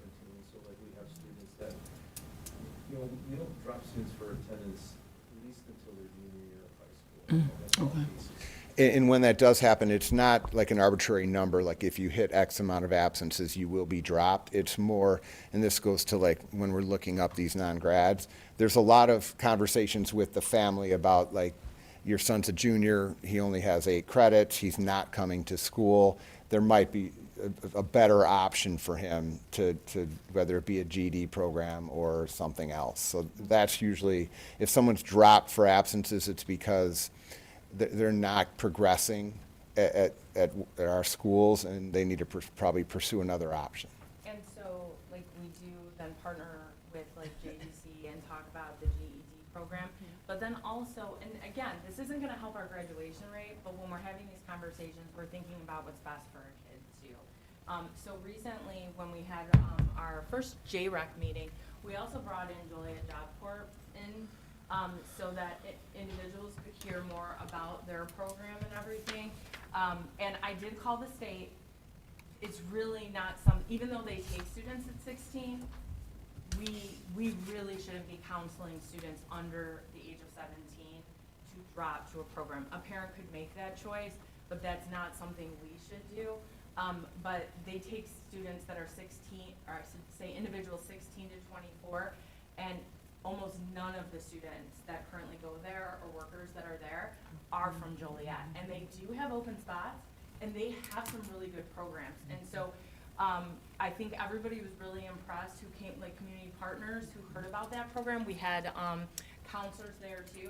So that's not something that would help our graduation rate, but it might be the right fit for a specific student. So we're trying to make sure that our kids and families know that's an option too, and then seeing what other options are out there. Ninth grade on track. So ninth grade students, the definition and how this works, it's ninth grade students who have earned at least 5 full year course credits and have earned no more than 1 semester F in a core area. So this is an area where our students at freshman year have the opportunity to take 7 classes. So as long as they pass and earn 5 credits and do not have more than 1 F in social science, I'm saying the fastest now, social science, math, or English, they're considered on track. So things that help with this, and I think it's on the next slide, you know, our academic recovery during winter and spring, because that's considered an extension of the class. And so those count. What doesn't count is summer school. So summer school does not count to get a student back on track. So we do have some things that are going on during freshman year that are aiding in this, and we're focused on how to improve this. Our tutoring, our MTSS teams, the learning labs, things that we've sort of put more supports in place, they're listed there. Those are some of the things that are aiding with this, and we look for this number to continue to improve. And again, some of the work that's being done in strategic planning, I think, is directly tied to ninth grade on track. And to go back to things you've already heard tonight, getting students attached to a club or athletic in ninth grade so they have that connection to something else outside of academics, we think is key. And then again, continuing those supports. Because if a student is on track in ninth grade, they're more likely to graduate. So we're focused on that, and that's a lot of the work we're doing with the strategic plan. Yeah, and I know you talked about our tutoring program. We actually heard that from our ambassadors, and I know when we were originally talking about it, we were talking about kids who needed that little extra push, were more likely, but it was really awesome to hear how even some of our kids that sound like they're achieving at a high level are utilizing that, right, to get that little extra help that they need. So I think it's a great program, and I'm glad that we offer it for free to kids.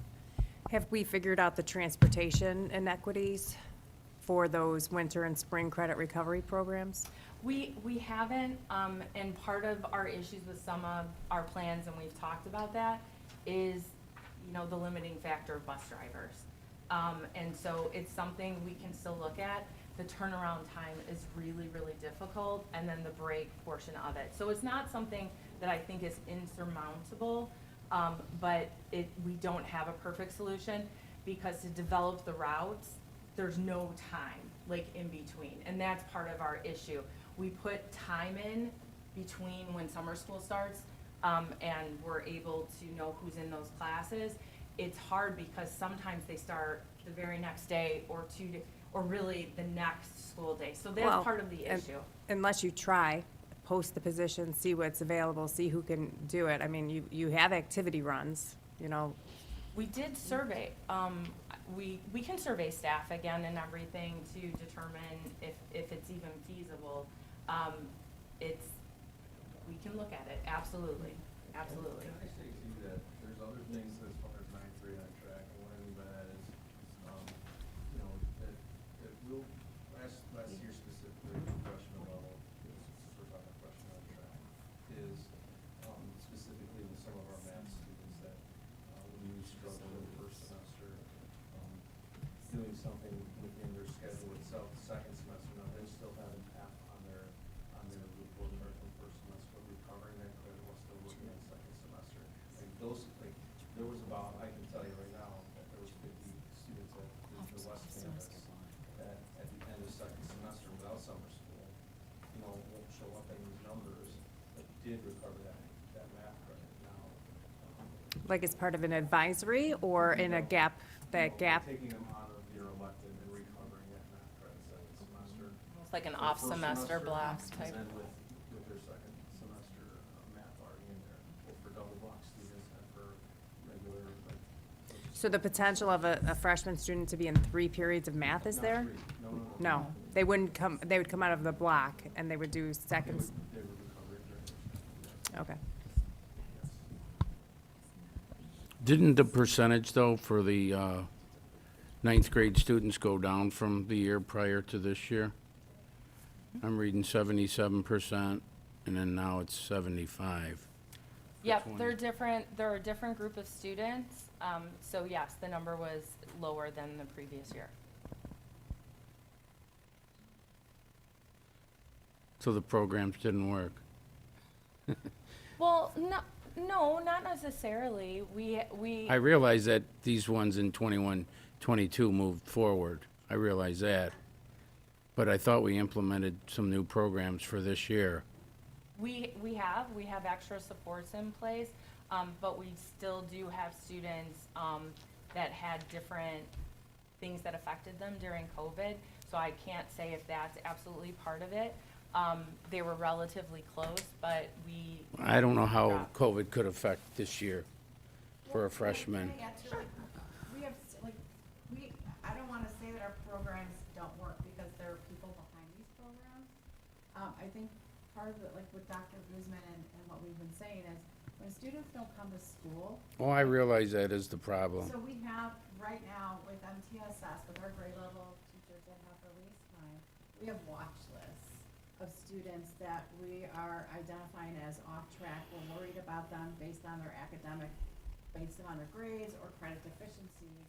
And our teachers are doing check-ins with them, like check-ins as in finding them in the building and having a conversation with them every couple weeks. And what we're seeing is when we try to check in with them, they're not in school. So, and then the ones that we do check in, we're trying to have conversations. We have wonderful programs here, but when I'm not saying the staff's the problem. I'm sure they're great teachers. That's not what I'm saying. But I'm saying that doesn't lie. I mean, the percentage is less than it was the year prior. Correct. and our chronic absenteeism got worse. Increased.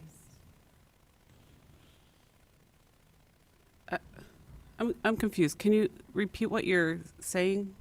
Well, I was just looking at last year versus this year, and I realized last year's students are no longer freshmen, but the percentage went down, but we started new programs this year. What Correct? percentage are you looking at? The ninth grade on track?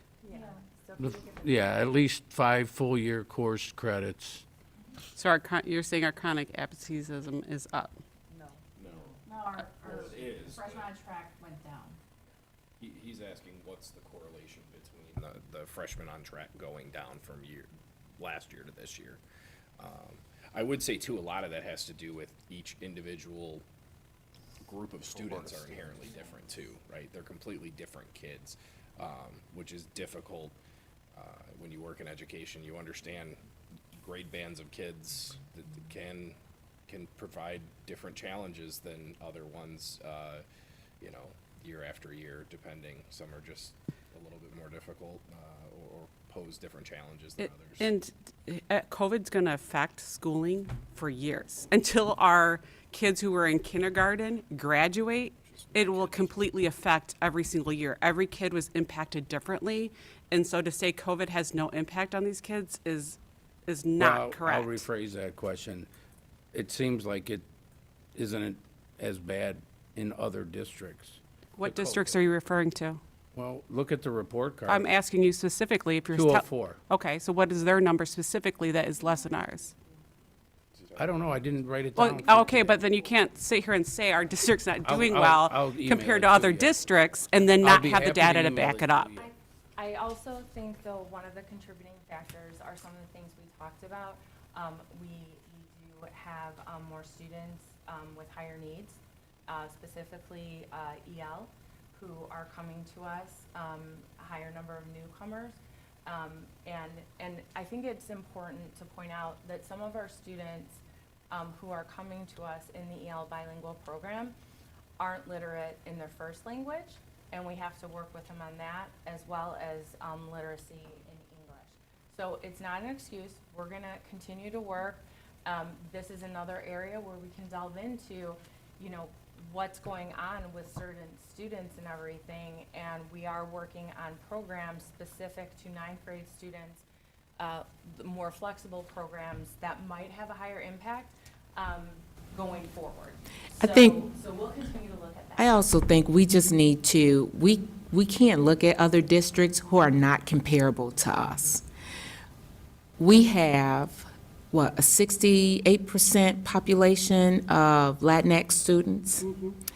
And I'm not sure if any other districts surrounding this one has that amount of students or population. The high needs areas that are specific to Joliet Township High School is the percentage of EL students that need additional support, our students that require special services, area focus, absolutely, and then also our number of students who are low socioeconomic. Because if you discount that, you forget to think about the inequities that start at birth and access to preschool, access to other opportunities, access to proper nutrition, to health care. So those are some things that are unique, that are more unique to us in Joliet, and we continue to work on ways to support. For example, a point of pride this year, and Christine, I think I will not remember the numbers, we had less of a number of students that were medically excluded at October 15th because we were partnering with Will County Health and different entities to house immunizations on site, because we know that our students don't necessarily have the same access as other students. So that's one example. We have to do things a little differently. We have all of our programs, activities, and things on the website, but we have to find different ways to make sure kids know where to find that information. And so like the fairs that Joliet Central had. So we're constantly looking for ways to help with those opportunities. But when you don't have opportunities to go to preschool, potentially not go to kindergarten, and then be compared to kids that did, it's inequity. It's inequitable. And so we do have to think about that. And so we're all working towards that. And we have a great community, and we work with all the students that show up. But those are the things that make Joliet unique. And our staff and myself love it here. And as a parent, I wouldn't want to send my kid to any other district because we serve everyone. Do we have places for improvement? Absolutely. And we're going to own that, and we're going to keep working at it. But we are a great school, and I just want us to think about that as we're comparing ourselves to other places.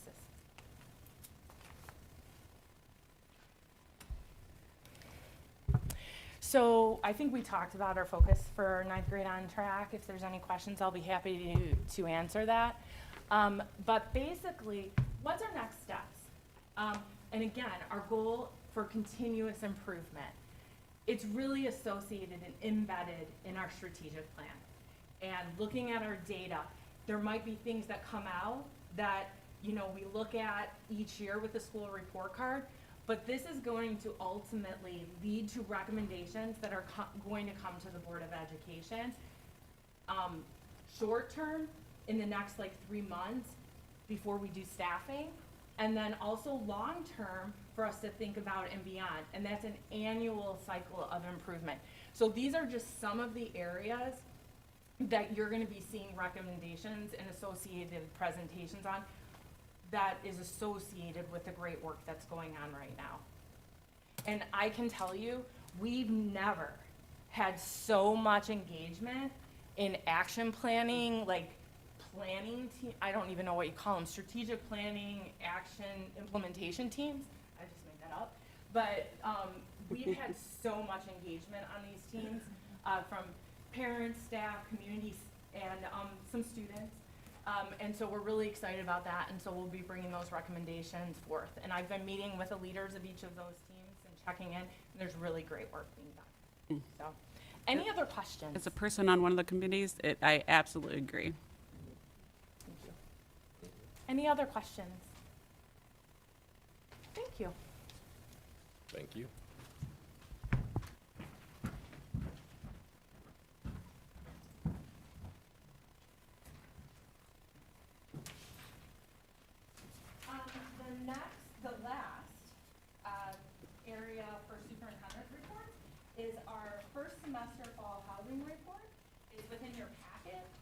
and we're happy to answer any questions. This is an annual report that we do to the board, and this is really the data that we utilize as we're going into staffing to determine trends and what we expect for next year. So is the decrease concentrated over both schools, or is it mostly in one school over the other? It's at all campuses. So Central net change is down 94 students, West 89, Pathways 14, and Transition 3. So overall, as a district, we're down 200. And do your out-of-district placement students, are they included in there as well? Not for fall housing. Okay, thank you. Any other questions? All right, this concludes our superintendent's reports. Thank you. Now we'll go into action items. I have a motion for action item A, public hearing for attendance of Abraham Lincoln's birthday. I'll make the motion. Second. Question, comments? Roll call, please. Dr. Huntington? Yes. Mr. Coffey? Yes. Mrs. Stiff? Yes. Mr. Kennedy? Yes. Mr. Fitzpatrick? Yes. Mrs. Lynn? Yes. Mrs. Guerrero Numer? Yes. You just have to ask if there's any comments. Any comments for the public hearing? I just want to share that according to school code, we are supposed to be in session, or we're supposed to have off Abraham Lincoln's birthday. However, we have off President's Day, so as a requirement, we have to do a public hearing, and we've had this schedule, I want to say, for decades, so this is just a requirement through compliance ISB. Close the hearing. Mhm. Motion to close the hearing. Second. Roll call. Mrs. Guerrero Numer? Yes. Dr. Huntington? Yes. Mr. Coffey? Yes. Mrs. Stiff? Yes. Mr. Kennedy? Yes. Mr. Fitzpatrick? Yes. Mrs. Lynn? Yes. Action item B, approval of 2024-2025 SIP program committee recommendation. So moved. Second. Questions, concerns? I just, oh, go Comments? Go ahead. ahead, I'm sorry. I just have a question. I know that as part of the strategic plan, they're looking at bell schedule and structure of the day. So does that mean if they come with a recommendation that's different from this, that would override this, or? Everything that we currently have, any change would have to be negotiated. Because this committee is an MOU with a union, that we have this committee every year. So if we were to change that, that would be an example of something that we'd have to talk about, either through an MOU or through the negotiation process. So potentially, it could. But I think what Dr. Huntington is asking, so the strategy that Mr. Narducci and I facilitate, 4.3, we would not have any recommendations for changes for 24, 25. Oh, yes, I'm sorry. That's okay. Yes, we don't anticipate No that, changes. and there's more work that needs to be done in that area. Thank you for clarifying that. And I So, just want when to it has. thank you, the people from the SIP committee that participated, and my co-facilitator from the executive board, Emily Petronio. And I really am excited because it was always intended that we would come to decisions in the fall semester, so we could have SIP days on the calendar and do everything all at once. And COVID sort of stopped that a little bit.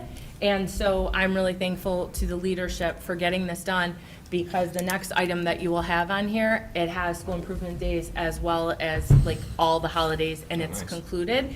And this will be shared with our sender schools, with the hopes that potentially there might even be some opportunities to work together on it if we have any shared SIP days. So as an option. That would be nice. Any other questions or comments? I just think it's really important that it's advertised clearly, the A's and the B days, because I struggled with that a ton. I could never remember which day was which, so I know that was included in updates and push out to parent communication, so I hope that continues. We'll continue that, and Christine does a great job with that, so thank you, Christine. We're also working on changing that actually as part of the scheduling. Yeah, for you could, students. yeah, okay. Nice. If they look at their app, right? Yeah. They all do.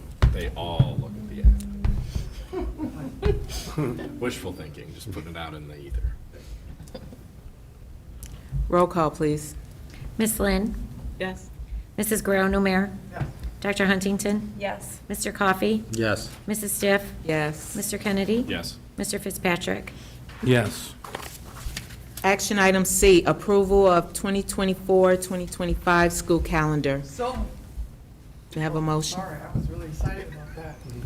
Wrong one, so moved. Second.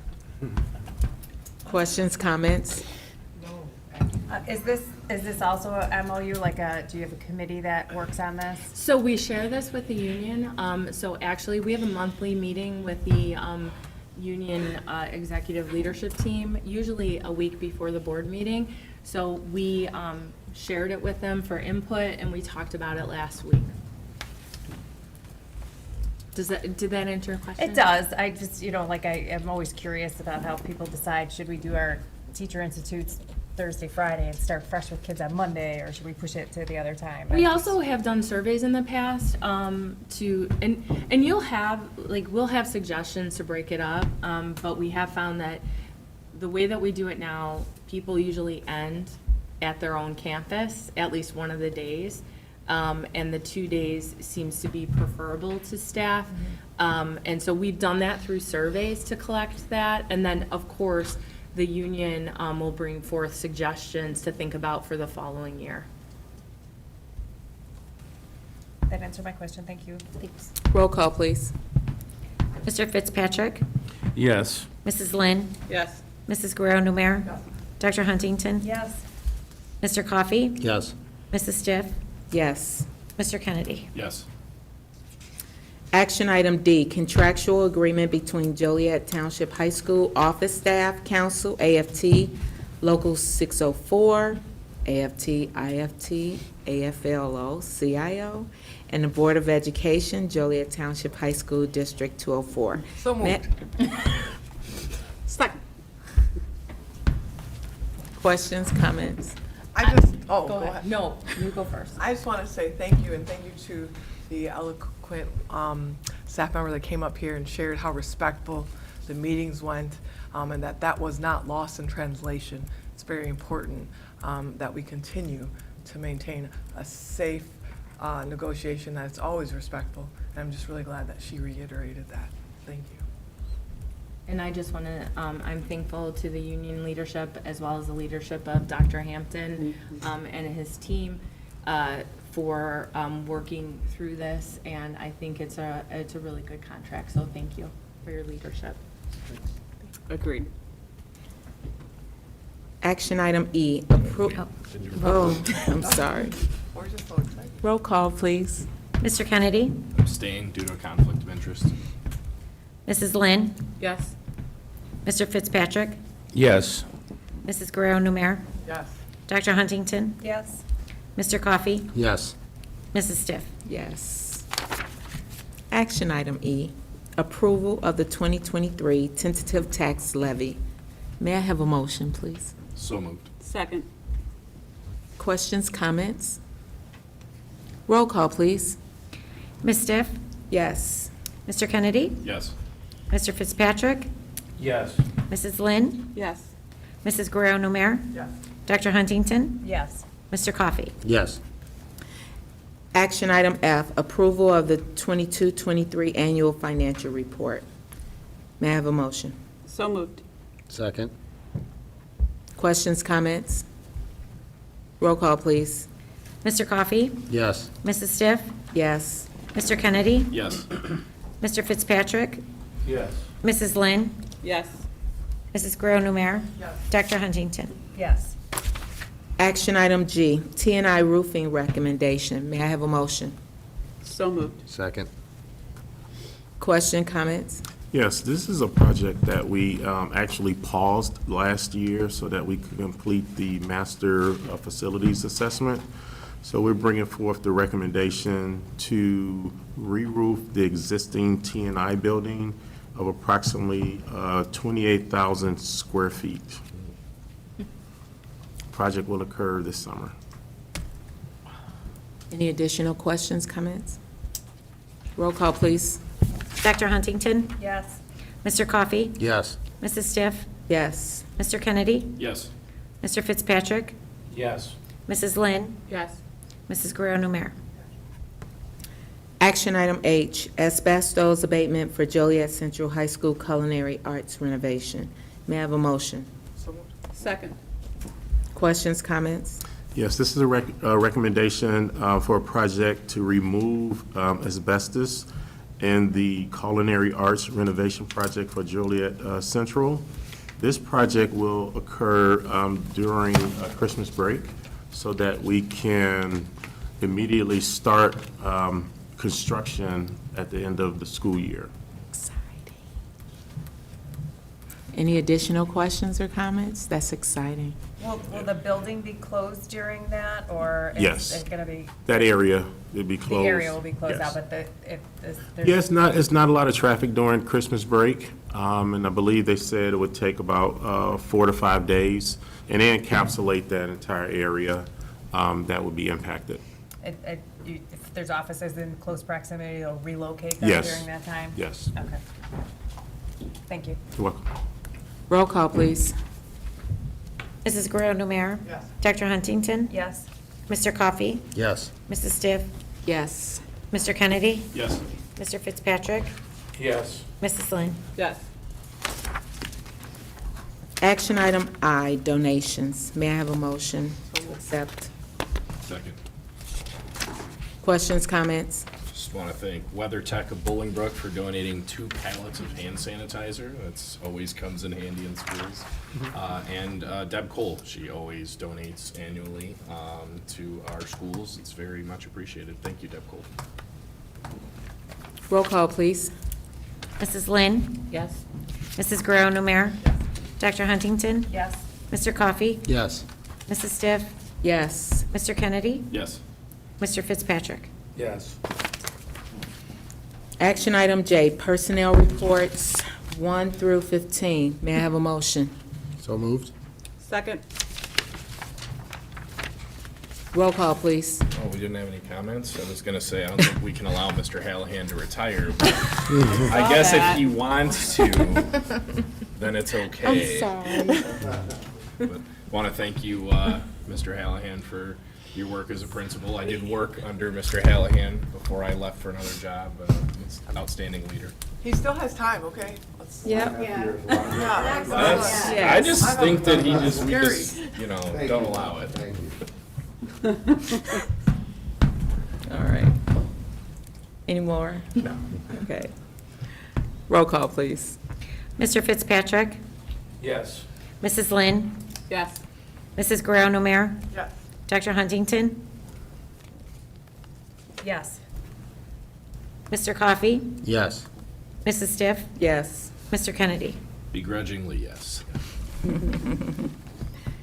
Action item K, approval of exclusion from district property and events.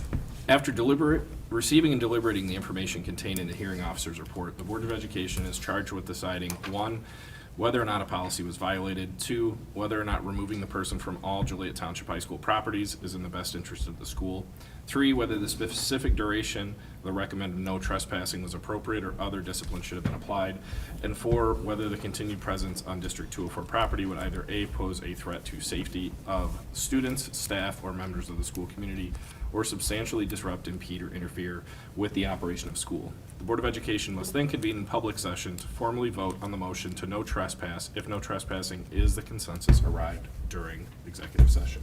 I would entertain a motion to approve the exclusion of Veronica Lopez from district property and events until October 16th of 2024. So moved. Second.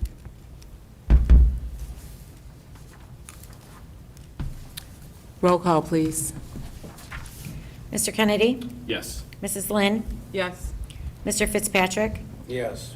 Mrs. Guerrero-Numer? Yes. Dr. Huntington? Yes. Mr. Coffey? Yes. Mrs. Stiff? Yes.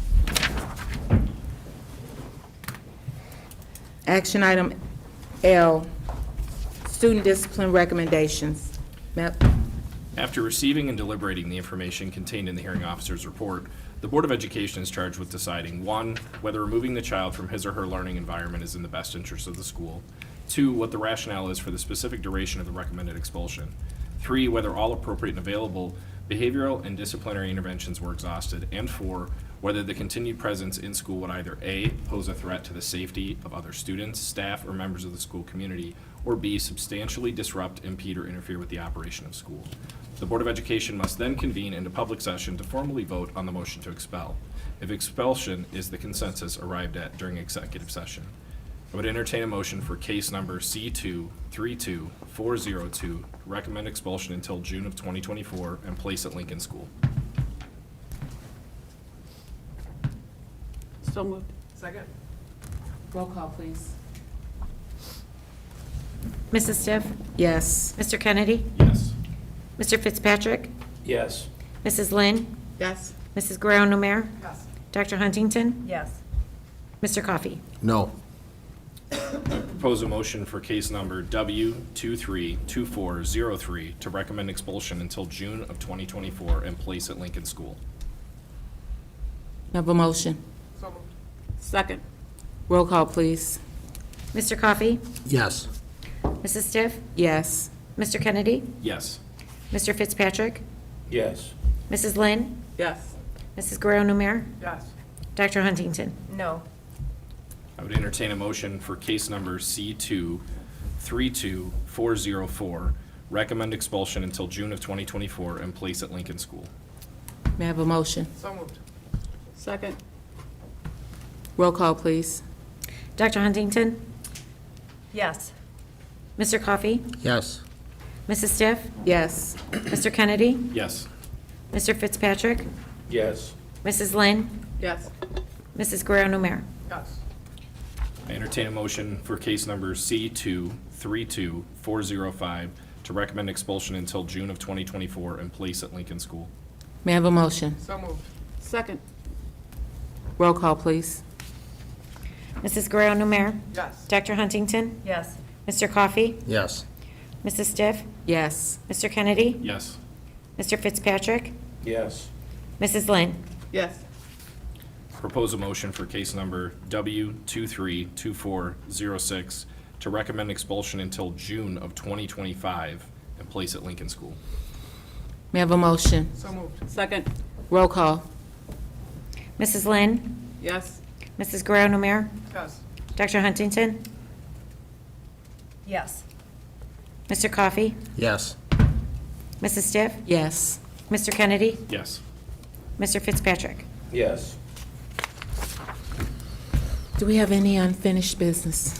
You know, I'd like to make a comment. I apologize. I meant to bring this up during the approval previously, and I missed it, so I apologize. And that is number 5, the professional extra pay recommendation. I realize that we've already voted on it, but I just wanted to make a comment that I felt that extra pay for salaried employees is very foreign to me. And while I understand that when people are out and things need to be covered, that it is something that happens as part of being a salaried employee, I did ask to see some job descriptions, and each one of those job descriptions that I did say did have a piece in there that said, hey, you know, other duties as assigned, which is pretty typical for any salaried type of employees, especially in the governmental body. I would say that if there's a person that's out and significant work needs to be done, there's only 24 hours in the day. And so it would probably be to the benefit of the district to look at placing a retiree or somebody that could come in and do the extra work outside of asking additional time and energy from administrators that already have full plates.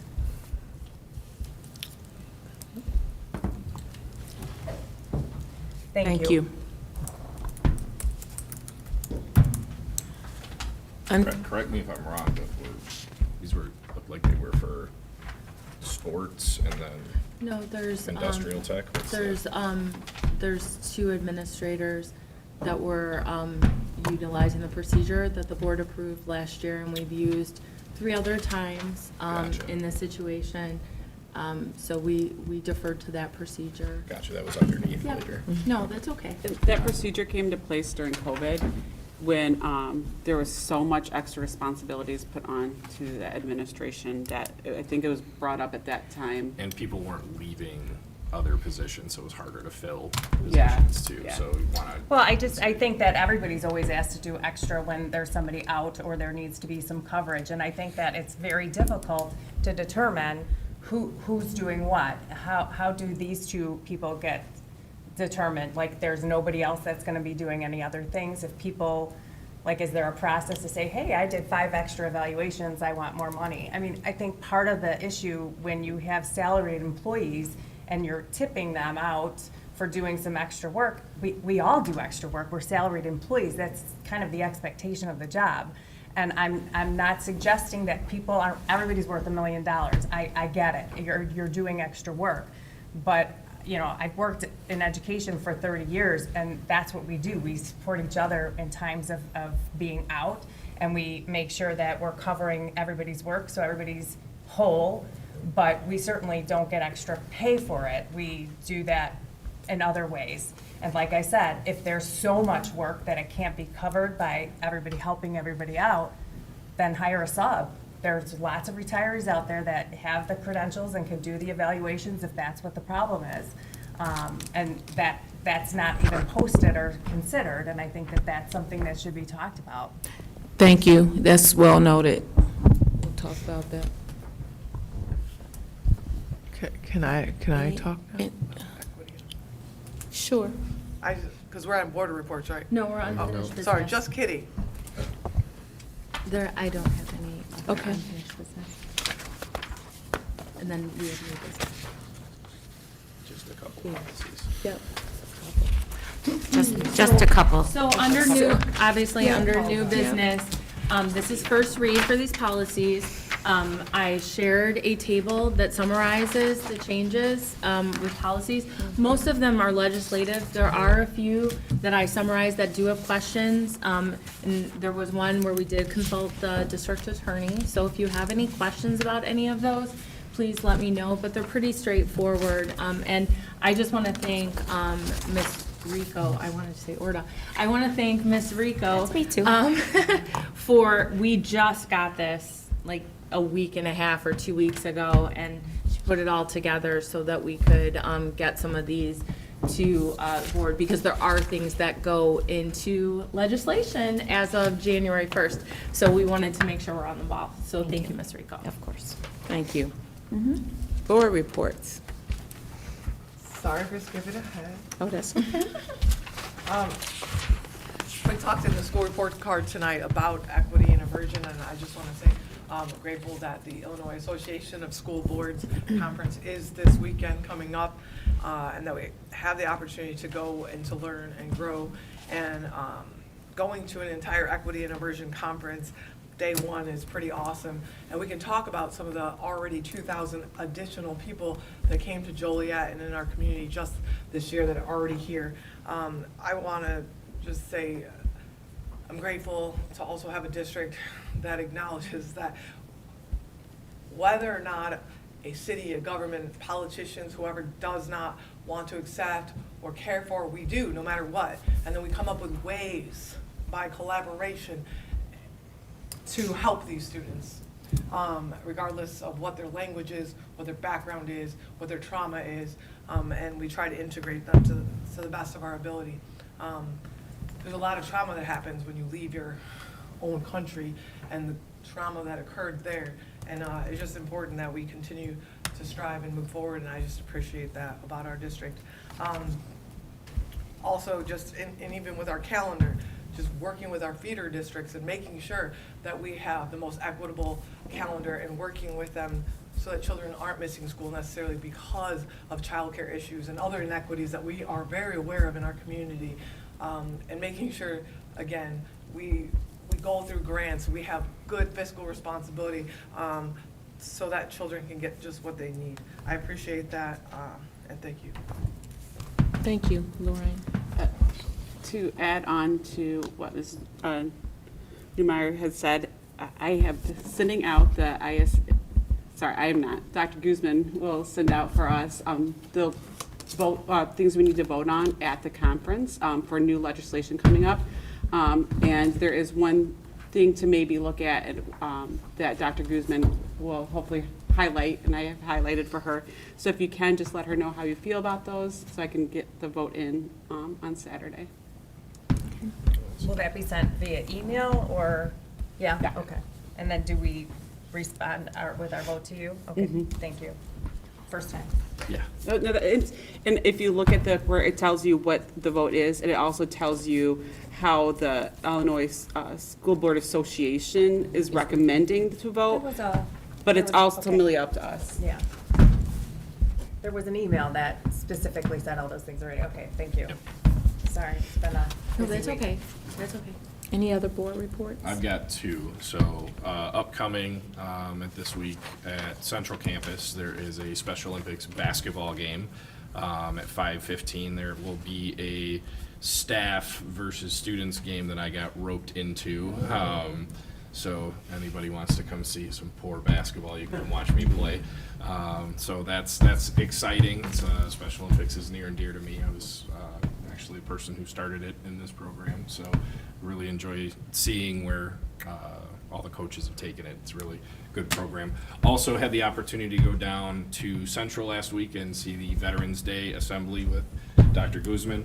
Mr. Hallahan did a good job facilitating the program, and we got to hear Major Jaco's rendition of Duty, Honor, Country, which always gives me goosebumps. It's such a good presentation. The kids do such a good job.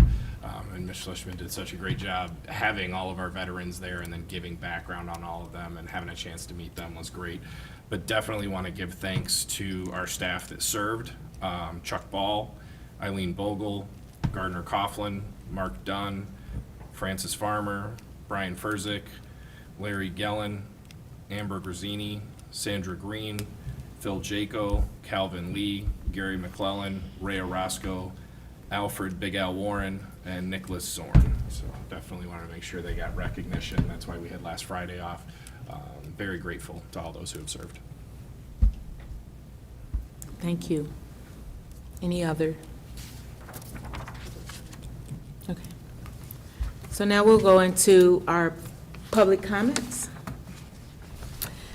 So at this time, members of the public may make comments to the Board of Education on any item concerning the district. Please note that this is not the opportunity or the venue for the Board of Education members to engage in a conversation or provide responses. The Board of Education respects and values the information delivered to us during public comment. Your comments should be directed to the Board of Education, and all in attendance must conduct themselves with respect and civility towards others. You must conclude your comments in 3 minutes.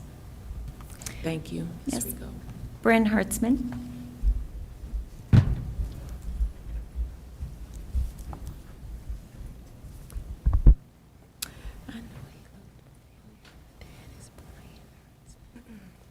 Well, hello, my name is Bryn Hertzman, and I'm currently a sophomore at Joliet West High School.